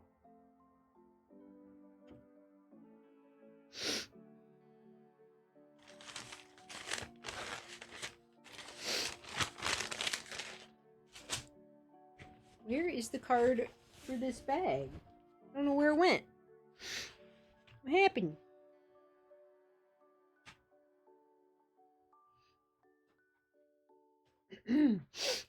Okay, so this was a bag that I got last year from a booth from Lexington, this Sailor Moon stained glass, and I took it again just to carry merch in. I was like, it's a perfect little merch bag, right?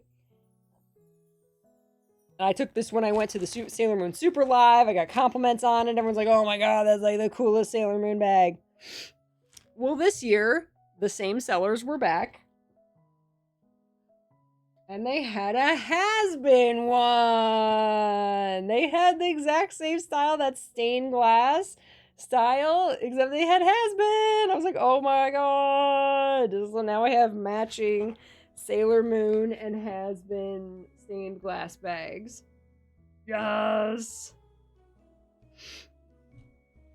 And I'm not sure who the artist is of this art specifically because it's from a booth that like has a like gets different art from different artists and then like makes fabric out of them to make stuff like bags, but they use different artists. I have the card somewhere because I got some more stuff from them. So I'll tell you. So I don't know the artist specifically, but I know like the like company. So maybe I can go to their website. I wonder if like on their website they have like a list, you know, of which artist made which thing. Oh my god, I got a little pocket of so much stuff. Ooh, fries in the air fryer. Let's go. This was someone who last year I bought a sticker from them, and this year they had the sticker that I bought and loved in keychain form. So I got the keychain. Of the last unicorn. So pretty. Ah, so pretty. And that is Bird President.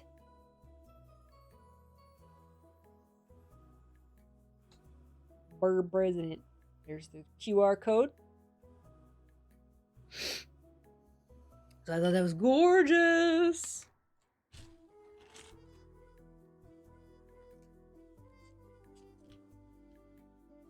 Exactly, Prezi. You have a team of artists. The distributor will sell them, and we either get royalties or more commissions from the distributor. It's like a win-win. They get some money. We get some money. They can distribute our art anywhere. Yeah. So it seems like one of those companies that has the bags, and they have like shirts and jackets and a whole bunch of stuff with a lot of different art. I got a keychain from them that's like from a completely different artist.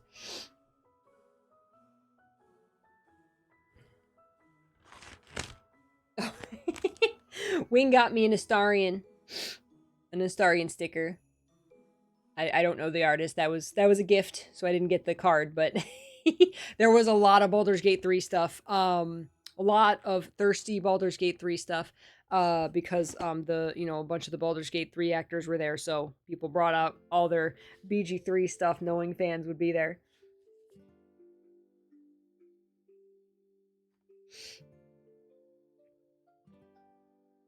What do we got? Oh, the same one who did the same woman who did the other Sailor Moon bag. Wing gave me that. Wing bought something from her and got me a Diana pin. So cute.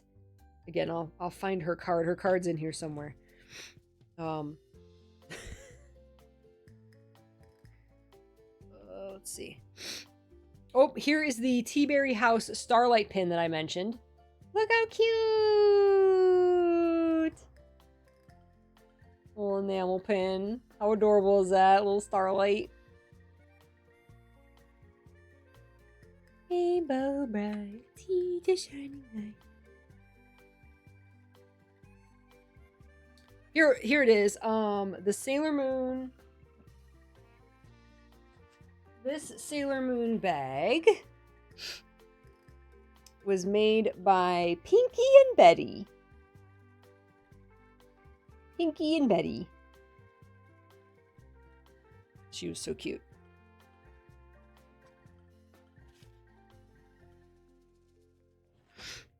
Some of the artists had some ribbons. I got Probably Cursed. And the other one I considered putting on my badge because appropriate to me, Loot Goblin. Loot Goblin. Because I am a Loot Goblin. Yeah, that's so good, True Sora. And then like artists, a lot of artists, like maybe the artists can't go to conventions, or you know, that allows them to sell their stuff at more conventions. Yeah, it's so good. I got these for my D&D friends. A whole bunch more of these dice necklaces that I got last year. This is a new one that I got. I got another one for me too. So I decided to get them for everyone this year. And if you just bought one, it was $5, which is like, I was like, well, that's cheap. So I had picked out, like, I went back. I bought one day, and then I went back the next day. And I was like, I want to get a bunch of them for my friends. They are all tangled up. I said I want to get a bunch of them for my friends, and so I had picked out like 6 of them. And so I was like, okay, so 6 of them will be $30. And I just handed them all to her. She's like, will you do 20? Well, I do 20. Yeah, I'll do 20. What? I was like, damn, they're already cheap. And then she was like, giving me a discount for buying 6 of them. Okay, I'm gonna need to untangle those. I was like, that's a deal. And those were from Nat One Creations.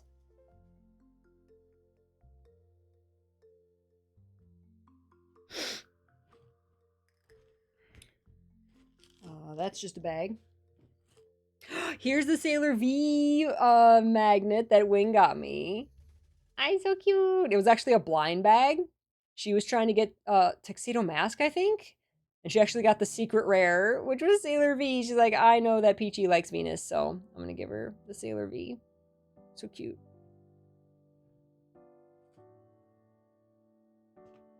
I don't know.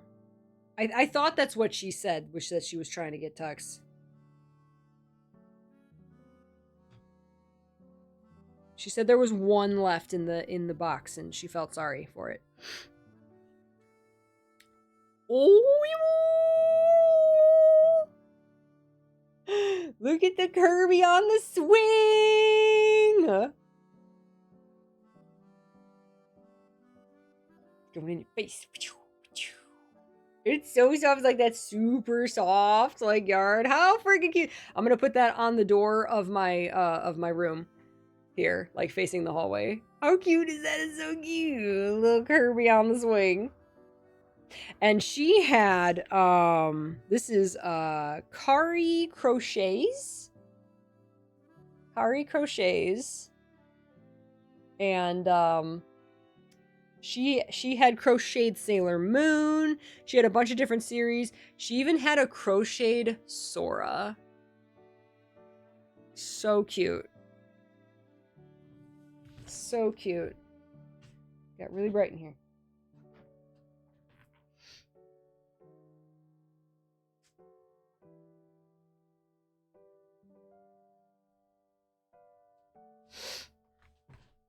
So cute.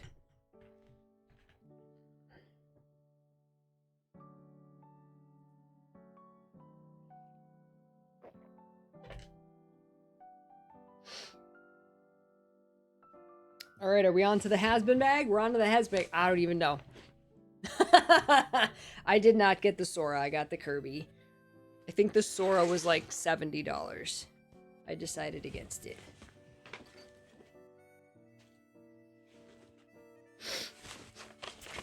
But he was cute, and when we went back the next day, he had been purchased. So he got a home.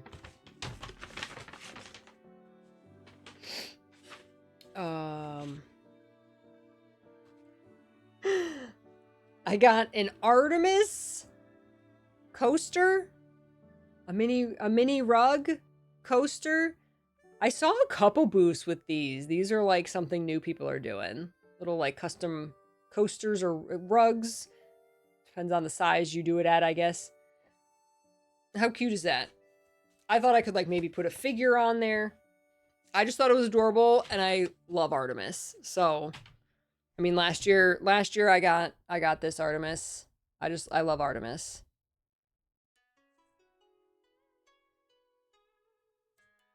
And that is from Chaotic and Pop Culture. Oh, no, wait. No, I'm sorry. The Nerdy Tabby. The Nerdy Tabby. It's small, right? It's small. Super small. Super small. Mr. Biscuit. I hear you, Tappy Toes. Oh, here's the peach I got. Okay. So these bags are from Adulting, how do you say that? Axolotl?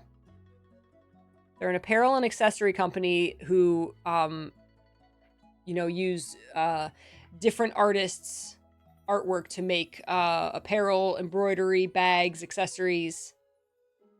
And they were selling a bunch of keychains this year as well. This might be the same artist since it's the same kind of stained glass thing. I need to find out who this actual artist is and look them up. But they had a peach. Look at the peach. Look at the peach keychain. How gorgeous is that? It's like got all like sparkly stars on it. Oh, so pretty. Yeah, probably is the same artist as the bags. I gotta look this person up. Because God, their stuff is gorgeous.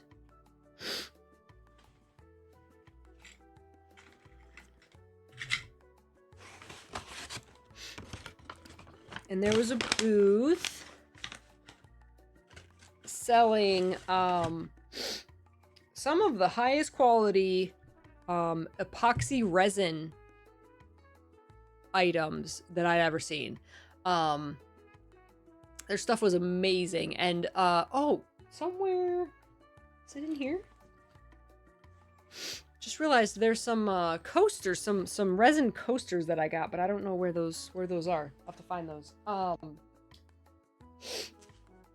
geez, I hope I didn't leave them. I don't know where those went. This other booth was selling epoxy resin stuff, and their stuff was freaking gorgeous. They had everything from little trays to one of the coolest things was a huge D20 with like plants and fish inside. So like it's like hard plastic, but it looks like an aquarium in the shape of a D20. It was so pretty. I almost bought that. But I went instead because Wing bought one of these too, and I bought another one so we could match. But this little, it's a little koi pond. Yeah, like a terrarium. Yeah. Look at this little koi pond. It's made out of resin. And everything that she had was so well made. Like I've seen a lot of resin stuff and it's rough, and it's you know, like not polished, right? I've seen, like, I got some resin cup holders from another one, and they were just like, looked like they were made really quickly. They were pretty, you know, but they weren't like a polished product. This was like everything she had was like ultra polished. I even asked her, like, how long have you been doing this? She said she'd been doing it for like over 10 years, and I'm just like, it shows, because your stuff is gorgeous. Her stuff was so pretty. I wanted to buy it all. I settled for this little terrarium. I'm like, that'd be super cute to just like sit somewhere. Super nice. And that is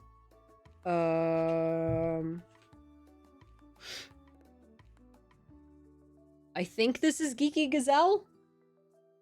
I think that's who does this. I'll have to look it up. Geeky Gazelle. Hi, Mr. Biscuit. What you doing? You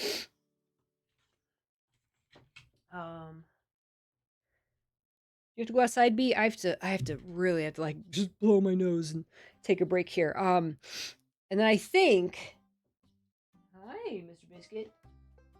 He has to go outside. And then there's one more booth. No, two more.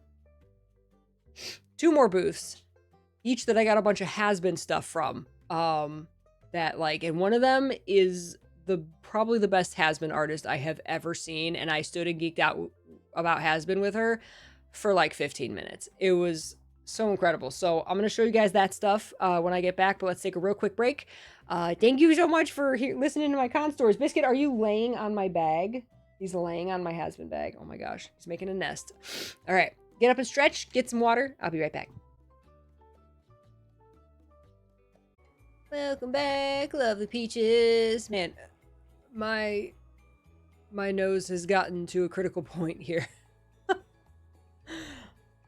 I'm like blowing my like sinus pressure has gotten so much that I'm blowing my nose and like my ears are popping. That can't be good. Welcome back. Welcome back. Thank you for listening to my con stories. That was like the whole of today.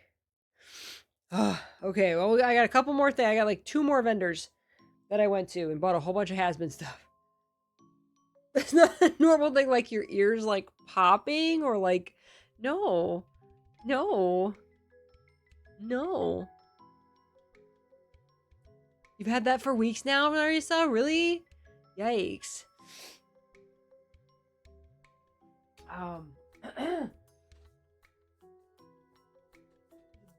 The last booth I went to. Oh, the last booth I went to was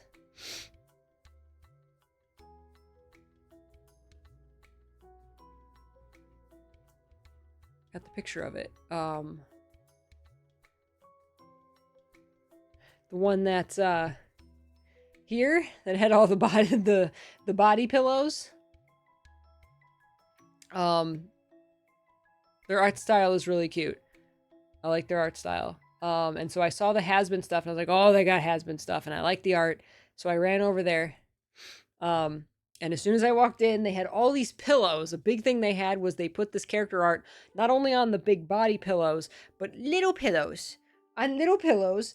And I walk in and I see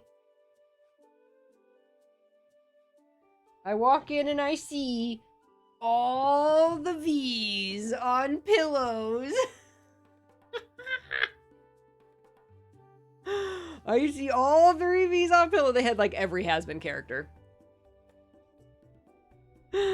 And so I got all the V's. And the best part is they're different on the back. They're in different outfits on the back. They're so cute. They're so cute. I love the I just love the art. Like, I love like the way she draws the faces, and I got to meet the artist. And it was like her and her husband and their friend, I think, manning the booth.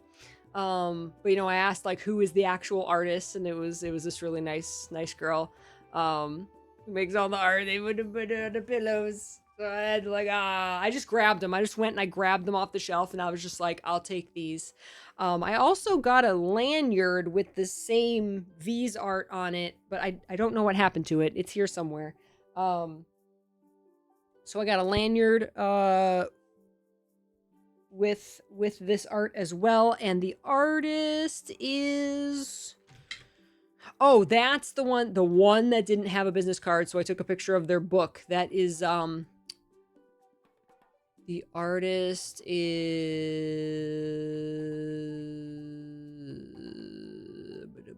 Loading Crew Crafts. Loading Crew Crafts is the artist of this. I really like their art. They had like little teeny tiny mini body pillows on a keychain. So cute. So cute. So that'll like look perfect like in the background. That was Loading Crew Crafts.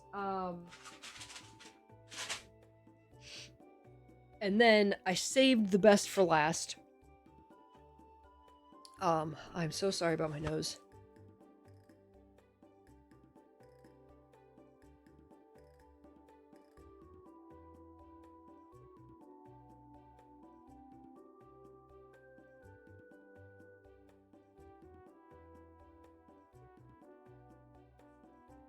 So that was the last booth we went to, but the second to last booth we went to on Saturday had some of the best Has-Been Hotel art I have ever seen. And the first thing I see, the main thing she has, I don't have a picture of the booth, but the main thing that she had on display, like propped up on the table, was this.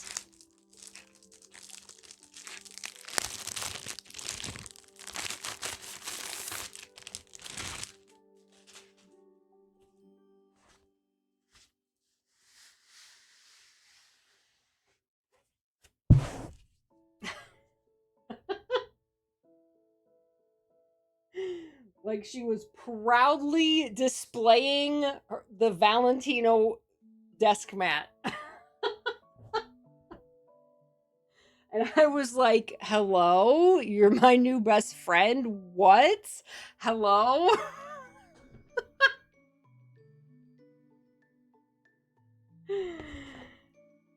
And she had desk mats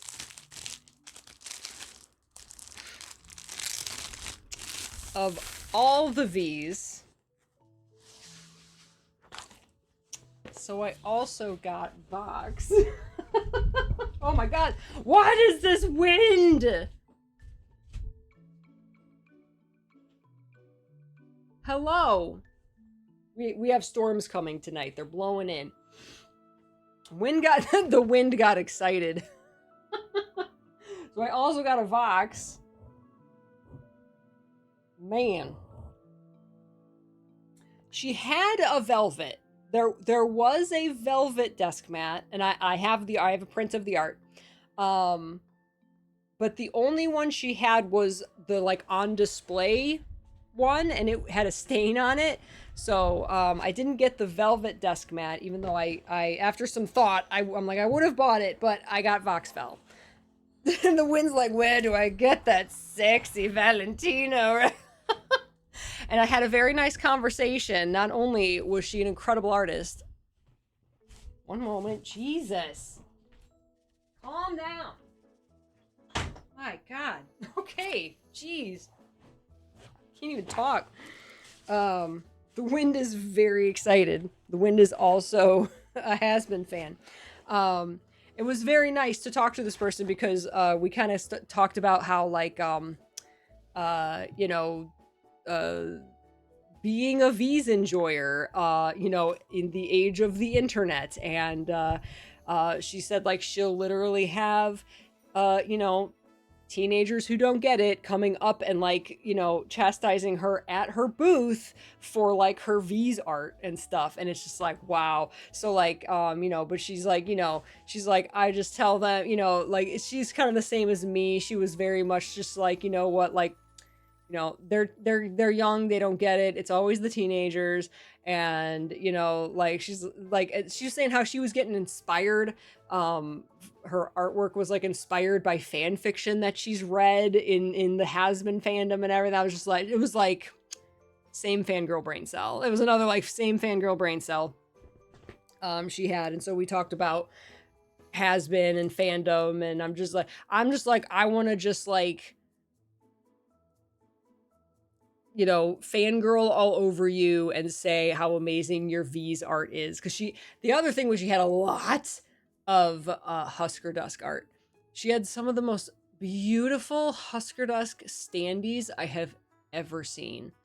Oh my god, I didn't get any of them because I had already spent a bunch of money on the V's. Because I also got some buttons. She has some V's buttons. I got your buttons. I was just like, give me everything you have of the V's. And then I have some of the other art. Wait, where did I put it? This is the one I said I was going to save. And she had, oh my god, her art was so good. So good. This is, she said she doesn't sell online. She hasn't been online for like a year, and I was like, you're so valid. She says all she does is go to conventions and sells her art. Like she doesn't even have time to sell online. Monkparty.art is the artist. She had a V sticker. So I got that V sticker. I was like, literally give me everything you have of the V's. And then I didn't get any big prints. She had big 11 by 17 prints, but I was like, the desk mat is just so cool because she had the desk mat out on display. So I was, and it was like buy 4 get 1 free or something. So I was like, okay, I'll buy 5 prints because she had a bunch of other amazing Has-Been prints. So I was like, well, give me the 3 V's. So I have little prints of the V's. There's the Vox. I don't know. This kind of looks like an old card. She's, like I said, she says she's not really online. But it's Monk Party. Tumblr, Etsy, Twitter is on here. I don't know if she's on Blue Sky. In Instagram. Again, Monk Party. So I got the Vox, Valentino. Here was her Velvet. So she had a desk mat of this too, but she didn't have one for sale. She only had the display one. So that's why I didn't get the Velvet. And I'm not as much a fan of the Velvet as the other two. Last update 2023, she wasn't kidding. Yeah, she said she hasn't been online for like a year. I'm like, valid. And then, like I said, she had a bunch of amazing art, especially a lot of Husker Dusk. And these were 2 of her newer pieces. And I just thought they were freaking gorgeous. So I got the Alistair. She had holographic versions of these prints too, like in the 11 by 17 version.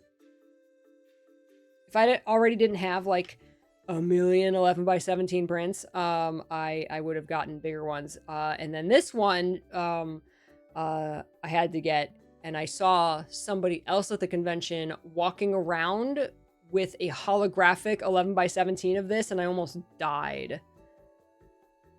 How beautiful is that? I don't think I posted a picture of the Alistair in Discord.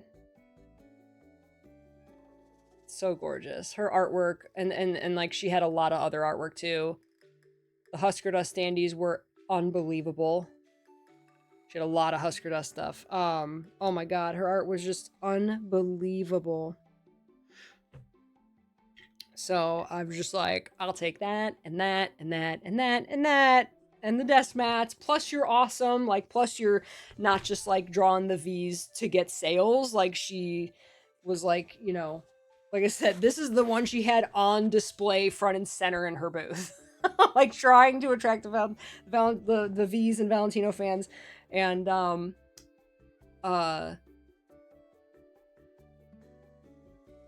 lost my train of thought. Oh, she said that I was not the first person to come up to her booth that weekend and just say, I'll take all the V's. She's like, I had someone come up and just like see the desk mats. She said, I'll take all 3. She's like, you know, they're like $40 a piece. Yes, I'll take all 3. Put them in the bag. Charge my card.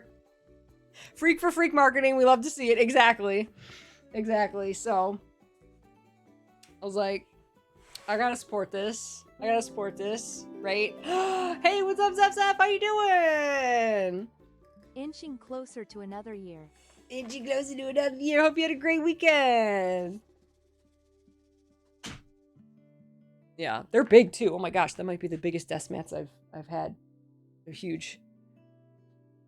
Husker Dusk with a side of 3 V's, yeah. Oh, so good. So good. So yeah, she was incredible, like, and incredible to talk to, which is even better.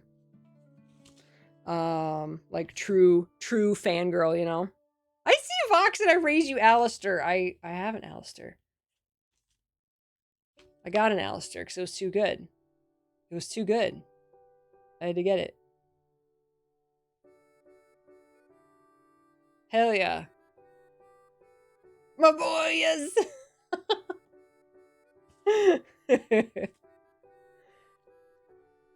Yeah, so thank you guys for all of your support and love so that I can go to these things and support these artists. There is one more thing I forgot. Mr. Biscuit, you laying on my bags? Aw, Skipper, you guys. I know we're a little over time. I totally forgot there's one more thing. Because I forgot I did get one 11x17 print.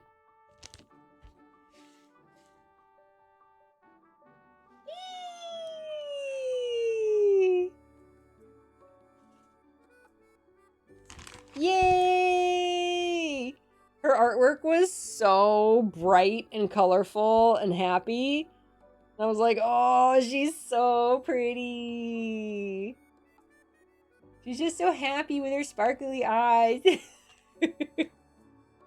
And this is by C Star Art. C Star Art. C_star_art. I know that pain. CStarAnimations@gmail. Oh, does she do animations? Dang. So she did this one. That was the only big print I got. I kind of wish I would have gotten some big prints from the other booth, but like, I got the desk mats, and like I said, I have so many giant 11x17s to hang up already that I'm not hanging up. But this was too pretty. This was too pretty. I had to get it to make it pretty. I gotta hang this one up. Yeah, Wing's not even done she already talked about the con for 6 hours the night she got home, Sunday night. So she has that VOD up if you want to hear even more con stories from her perspective. She hasn't even shown off her merch yet, not most of it. So she still has to do like another round of con stories and showing off merch and stuff. So, so pretty. Thank you, Ren. So if you want to go follow Wing and see all of her adventures, because she's who I went to the con with. So pretty. Oh my gosh. Oh my gosh. So much stuff. Oh my gosh. Josephel, are you still here? Has the time changed for everybody in the EU yet? Artist Alley is the way to go at cons. Oh my gosh. This convention is a third celebrities, a third Artist Alley, and a third, like, vendors. It's just like shopping. Josephel.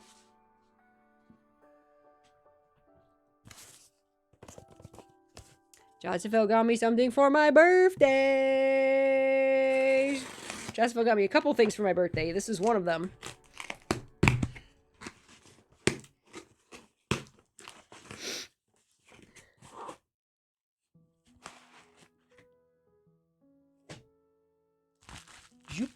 Wow, wow.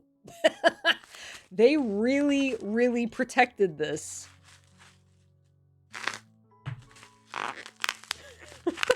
Like it's gonna escape.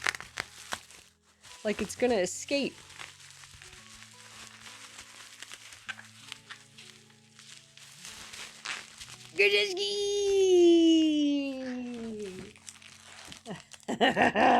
Thank you, Johnson. Don't let it escape. We got some Grzeski. Yay! It's not enough bubble wrap, I know.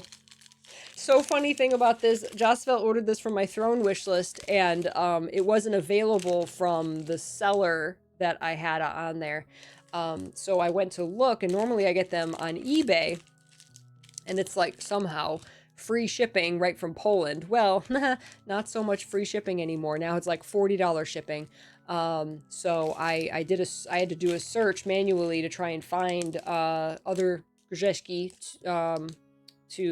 to buy, and in the process of finding this, I found out that like 20 minutes from me is a whole Euromart that also has Grzeski, and I can get it shipped to me, but like at some point I'm gonna have to actually go there and like see what they have. It's like it's just like I think it's just called Euromart.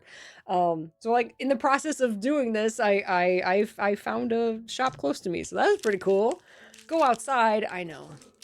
So thank you, Joshua. Thank you for the Grzeski. And the other thing you got me, I actually that seller was also not selling that particular item anymore. But I went on Etsy and I found a similar item for a similar price and got that instead. So and supported a similar artist. So that is on its way to me as well. So thank you so much. Thank you so much for my birthday present, Josh. But I'm gonna eat all these Grzeski. Hi, Mama Dragoneteer. It's a Skipper baby. Look at the Skipper baby. She's a good girl. These puppies were super happy when their mom came home. Especially Skipper. Skipper threw up on the carpet 3 times in her distress that Mama wasn't home. Poor thing. Now she's fine. She's a good girl. Zeph, thank you for the 10 stream streak. Oh my gosh, there was so much that happened. And then, while we were at the convention, ooh, the toffee one. Ooh, I will look out for the toffee ones. I don't think I've had the toffee ones. Oh, that sounds good.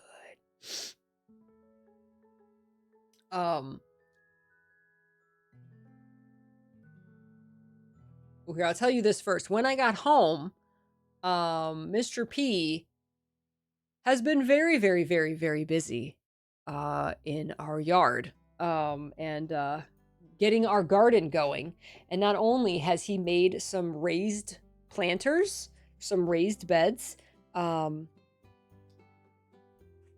for planting vegetables and herbs and whatever else, like built them from scratch. He also, while I was gone, planted 6 fruit trees, including peach trees. I can officially say we have peach trees in our yard, you guys. We have peach trees. He was super hard. He's been working so hard. You could see his raised beds in the back. You could see his raised bed. Well, hold on, Mama Dragoneteers. It gets better. The magical peach tree is real. It's just a baby. They're just babies right now, but they will grow. And hold on, it gets better. So when he got the trees, he also bought some, he also bought some, a bunch of berry bushes, blueberries, raspberries, and blackberries. So we have those bushes in our yard now. And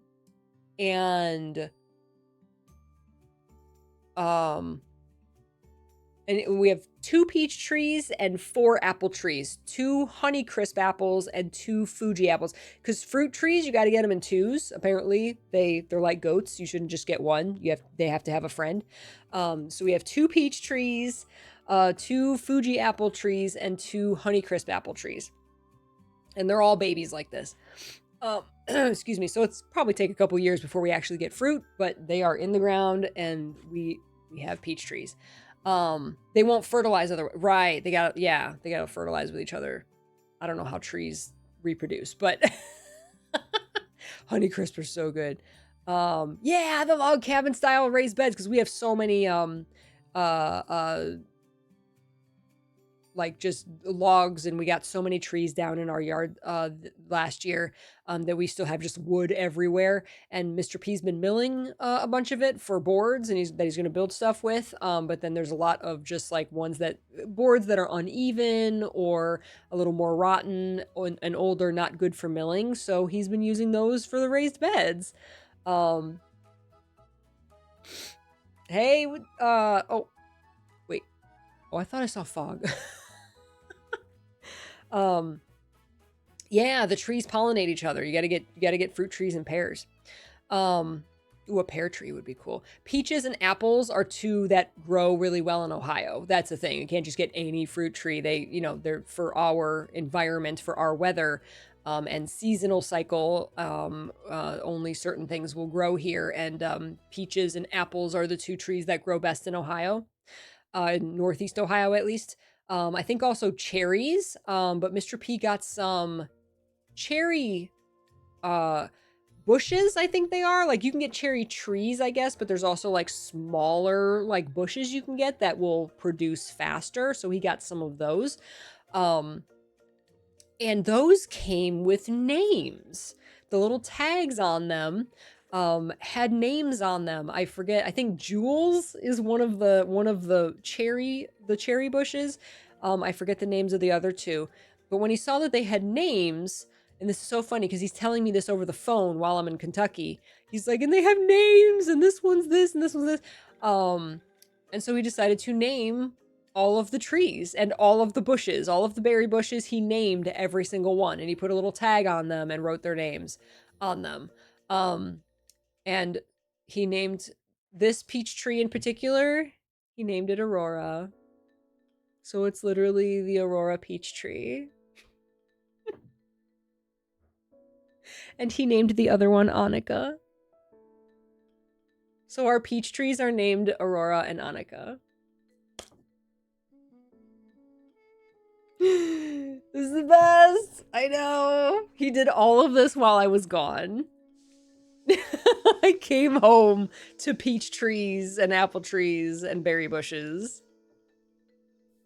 He's in full druid. He's in full Stardew mode. Mr. P is doing IRL Stardew. We don't have bees yet, but Mr. P fully plans on getting bees. Yeah. Eee! I know, it's amazing. I forget which apples, but 2 of the apple trees are named Cleveland and Cleveland Jr. I know that. I forget what the other 2 apple trees are named. I've only met them a couple days ago, so I haven't memorized all their names yet. There's a lot.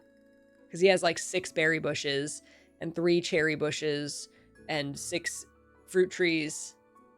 To be or not to be, yes. Yes, he definitely wants bees. He's got a bunch of flowers he's gonna plant. And he's buying all of these like old-timey, like heritage like seeds, like not like the genetically modified seeds like we have now. So he is full on Stardew Valley. It's awesome. So I came home and he literally took me by the hand and introduced me to all of the trees. It's like, this is Annika, this is Aurora, this is Cleveland. It's amazing. It's amazing. So I have to go out. I haven't said hi to them today. I said hi to them yesterday. I have to go out today and hopefully before it storms and say hi. Greet them all. Give them pets. Oh my goodness. So, that's amazing. Good night, Joseph. Thanks for hanging out. Oh my gosh. Okay, and last thing. On Sunday at the convention, remember Peachy always goes on vacation and then something's announced for one of her favorite series, right? Well, Saturday was the Kingdom Hearts 24th anniversary, which is also Sora's birthday, because Kingdom Hearts 1 came out on March 28th, 24 years ago. So it was Sora's birthday, and it was the Kingdom Hearts 24th anniversary. And like the accounts, none of the accounts posted anything. And it's like, that's not like completely unprecedented. You know, normally you see at least the Kingdom Hearts social accounts posting, you know, happy 24th anniversary. But like they posted nothing and we're like, wow, guys, like you can't even post a congrats and a, you know, stock picture. Like, wow. Well, the reason was that apparently Nomura was finishing some new artwork at the last minute, as is also per usual. We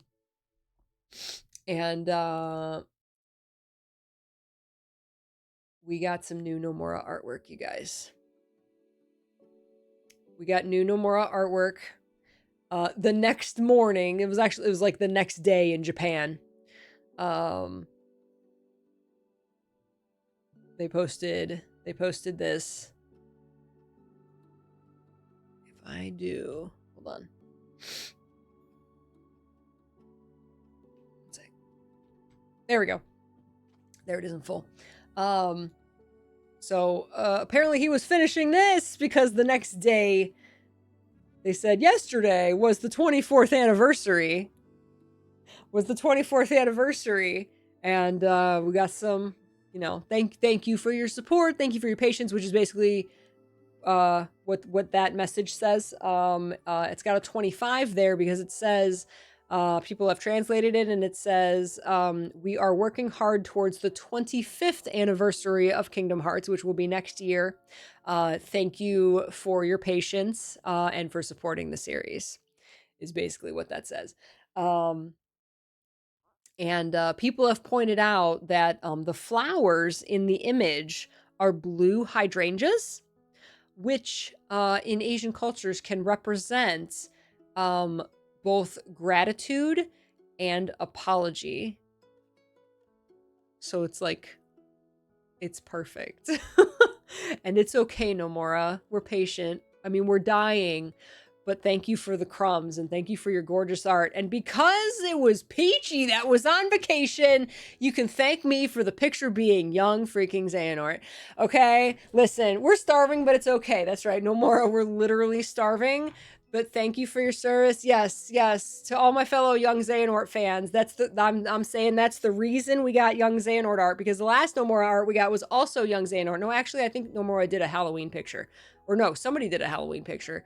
Thank you. Yes. It was because Peachy was on vacation, and so they're like, here, Peachy, here's more Xehanort art. Thank you. But what's interesting, yeah, the Halloween one was, which is weird because he usually doesn't do like Halloween art. So yeah, but we got new more art for Halloween. But before that, it was the celebration of the finale of Dark Road, and we got this art at the finale of Dark Road, and that's when everyone like doxed Xehanort and said, oh, he's actually standing in a park in like Shibuya, Tokyo, because this lattice thing behind him is actually like a structure in a park in Japan. So everyone's like, oh my god, this was our first like, oh my god, Xehanort's in Quadratum, right? It's been 4 years and the man is still drawing Xehanort in Quadratum. Dude's going to be in Kingdom Hearts 4. He's going to be in Kingdom Hearts 4. And no one's prepared, okay? I'm not prepared. Y'all aren't prepared for how loud I'm going to screech. And He would not be drawing this man still in this outfit with this freaking umbrella in the rain 4 years later if Nomura himself is not Xehanort brained. Listen, why not Sora? Why not Riku? Why not Donald and Goofy? Freaking another picture of Xehanort? Listen, he's Xehanort brained, okay? Like me. He's going to be in KH4. He's working on KH4 right now. He's staring at beautiful Unreal Engine 5 Xehanort right now.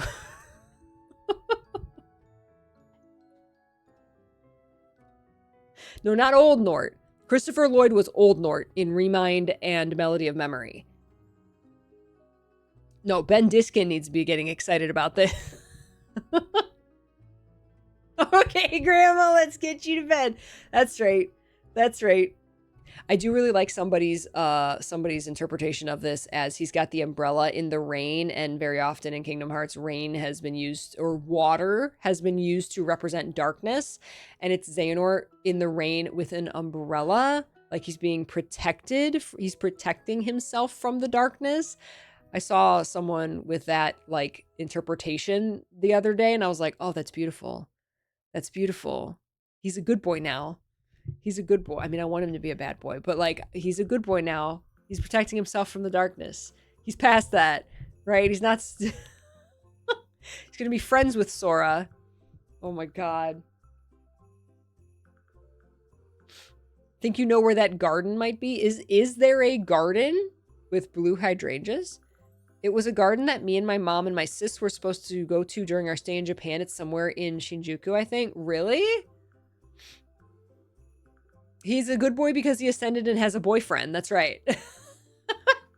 Yes, he's going to have an apartment in the same building as Sora, and he has an apartment with Ericus. Yes, no, listen, it's canon until Nomura proves me otherwise.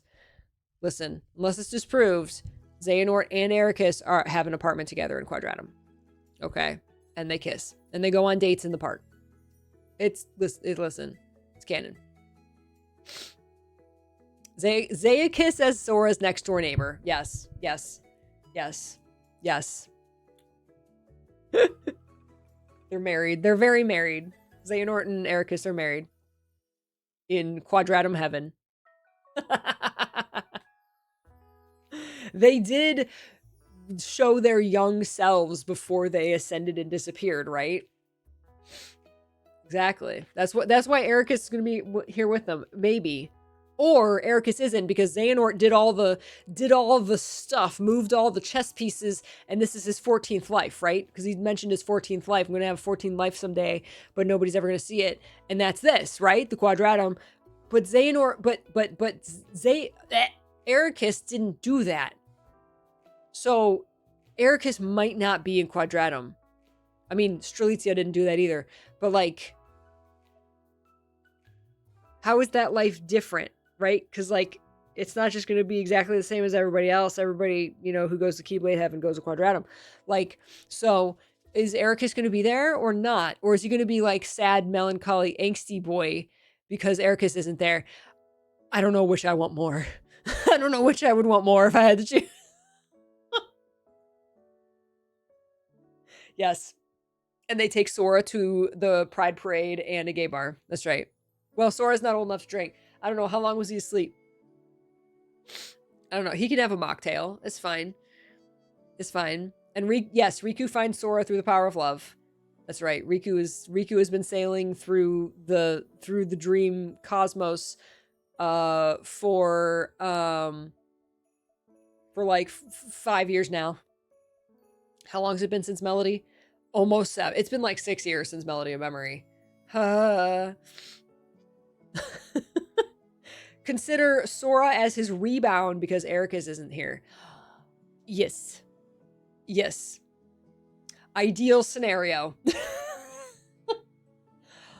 I'd take all 3, but that one. And then Riku gets all mad. And then Riku gets all mad and jealous. And he's gotta admit his love, right? It's like Sailor Moon. It's like, no, listen, it's like Sailor Moon, where in the original anime, like Rei dated Mamoru for a while, right? Because it wasn't like Usagi liked him, but like didn't get together with him. And so like Ray got there first and dated him for a while. Listen, and then like that, like, yes, listen, there's nothing I love more than mixing Soriku and Sozea. Listen, there's nothing I love more. And oh my god, it's so tasty, it's so angsty, it's so juicy. Yes, no, there. Listen, I'm gonna write the fic. Yes. Xehanort's gonna ask Sora out first. Riku's gonna get all jealous. I'm like, damn, I have to confess my feelings. And he finally does. And then Sora's like, oh, Riku, you're who I really love. And then they fight.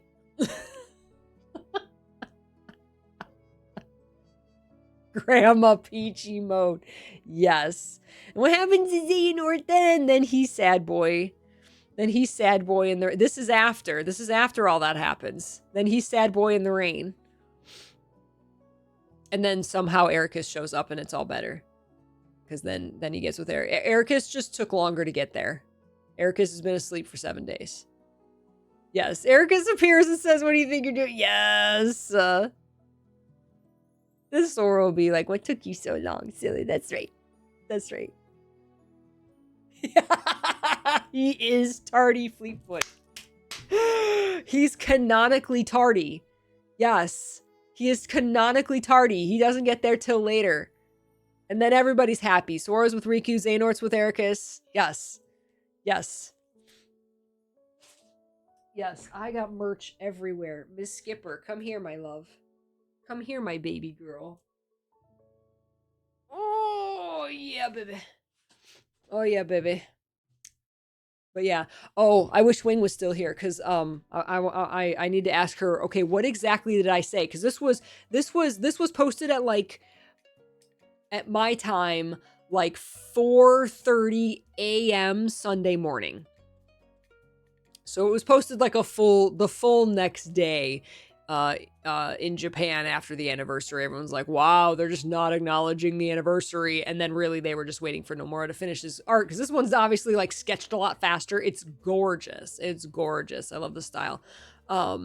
Yeah, so it was like 4 a.m. I didn't see it until like, it wasn't long before we left. I probably saw this at like 10 a.m. my time. We were packing up from the con. And we were just like taking a break from packing, and I was on my phone, and I don't even remember where I saw it, if it was Discord or Blue Sky. I don't know which feed I went to.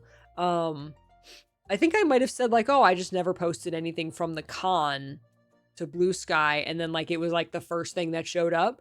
It was like, oh, that's nice art. And then I was like, wait, that's the official account. What? And I forget, all I remember is repeating something. I had my phone in my hand and Wing, I was there in the kitchen. I remember, where were you when you saw this art? I was in the kitchen and I was on my phone, and Wing was washing dishes. That's right. It was after breakfast. We were just talking and I got on my phone to check something and I saw the art and I go, I think I either went, oh my God, or like, what? I think I said, oh my God. I think I just stared at my phone and went, oh my God. And Wing's like, what? Are you okay? She had no idea what I was responding to. I was going, oh my God. And I was like, there's new Nomura art, and it's Xehanort. She's like, are you okay? She's like, okay, you're okay. Show it to me. She was there for a fangirl freak out the moment it happened. It was like me in the bar seeing the Neptune and Uranus Figure Arts Zero. I probably said the exact same thing. Oh my God. And everyone's like, are you okay? And then I'm showing everyone. It was the exact same moment. That's what happens like the moment I see something like this. Wing got to witness it live.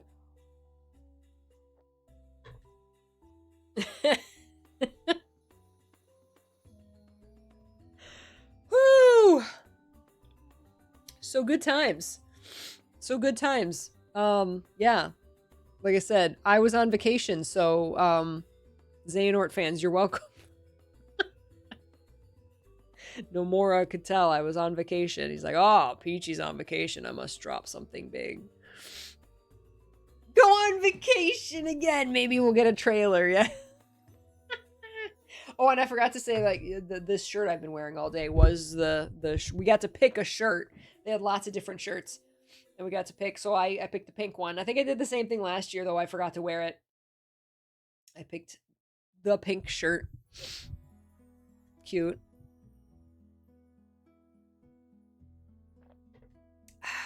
Miss Skipper. You guys have been so patient. Thank you. I didn't know I was going to talk for 5 hours, but I didn't know I was going to survive that entire stream. So, thank you all so much for sticking around through my sniffles and my sneezes. That was basically the con. Like I said, Wing has more stories. She remembers a lot more detail than I do. And she still has more stories to talk about and merch to show off. So, so go follow her and check her stream out. And the rest of this week, as long as my health is okay, the next 2 days we're gonna play Guild Wars 1. I want to finish Prophecies. I don't have any plans to play Factions or Nightfall. I'd rather focus on other games. But I do want to finish Prophecies with you guys. So Guild Wars 1 the next 2 days. I don't know if that's gonna get us through the whole thing, but we're gonna try. And then Friday and Saturday we're gonna play more Blake Manor because I'm loving Blake Manor and I really wanna finish it. So we'll do 2 days of that. Thank you, Emily. Yeah, it's not con plague, it's just a little post-con sniffles. So it's dealable. I can still do stuff. I can still enjoy food, Mr. P's dinners and stuff. So it's just I think it's like a little sinus infection thing. So we're doing good. But I will take care of myself and do all the healthy things. You guys do the same, except eat the Grzeszki and the Miku fudge. There will be snacks. Best nerding out in the orchard. Thank you, Dozy. Have a wonderful night, everyone. I'll see you on Mr. P's stream, twitch.tv/F1Partisan. And we'll have yummy, delicious food. And you can ask him all about our new fruit trees. We have peach trees. Ooh, gonna rewatch Has-Been. Let's go. Ren, since I got the Spartacus DVD set, it's got all kinds of like special features and commentary and all that kind of stuff. So I'm gonna be watching all of those with my new disc set, because that stuff doesn't come with the digital version that I have. That's like a disc only thing. So yeah. I'll see you then, Lewis. Take care, everybody. Thank you so much for all the stories, all the fun. Appreciate you. It's so fun talking about the con and all the fun adventures. All right, beautiful beaches. I will see you tomorrow for some Guild Wars 1. Stay happy, stay healthy, stay peachy, and keep loving what you love. Take care, everybody. I love you, faces. Mwah. Have a good one. I'll see you tomorrow. Bye-bye.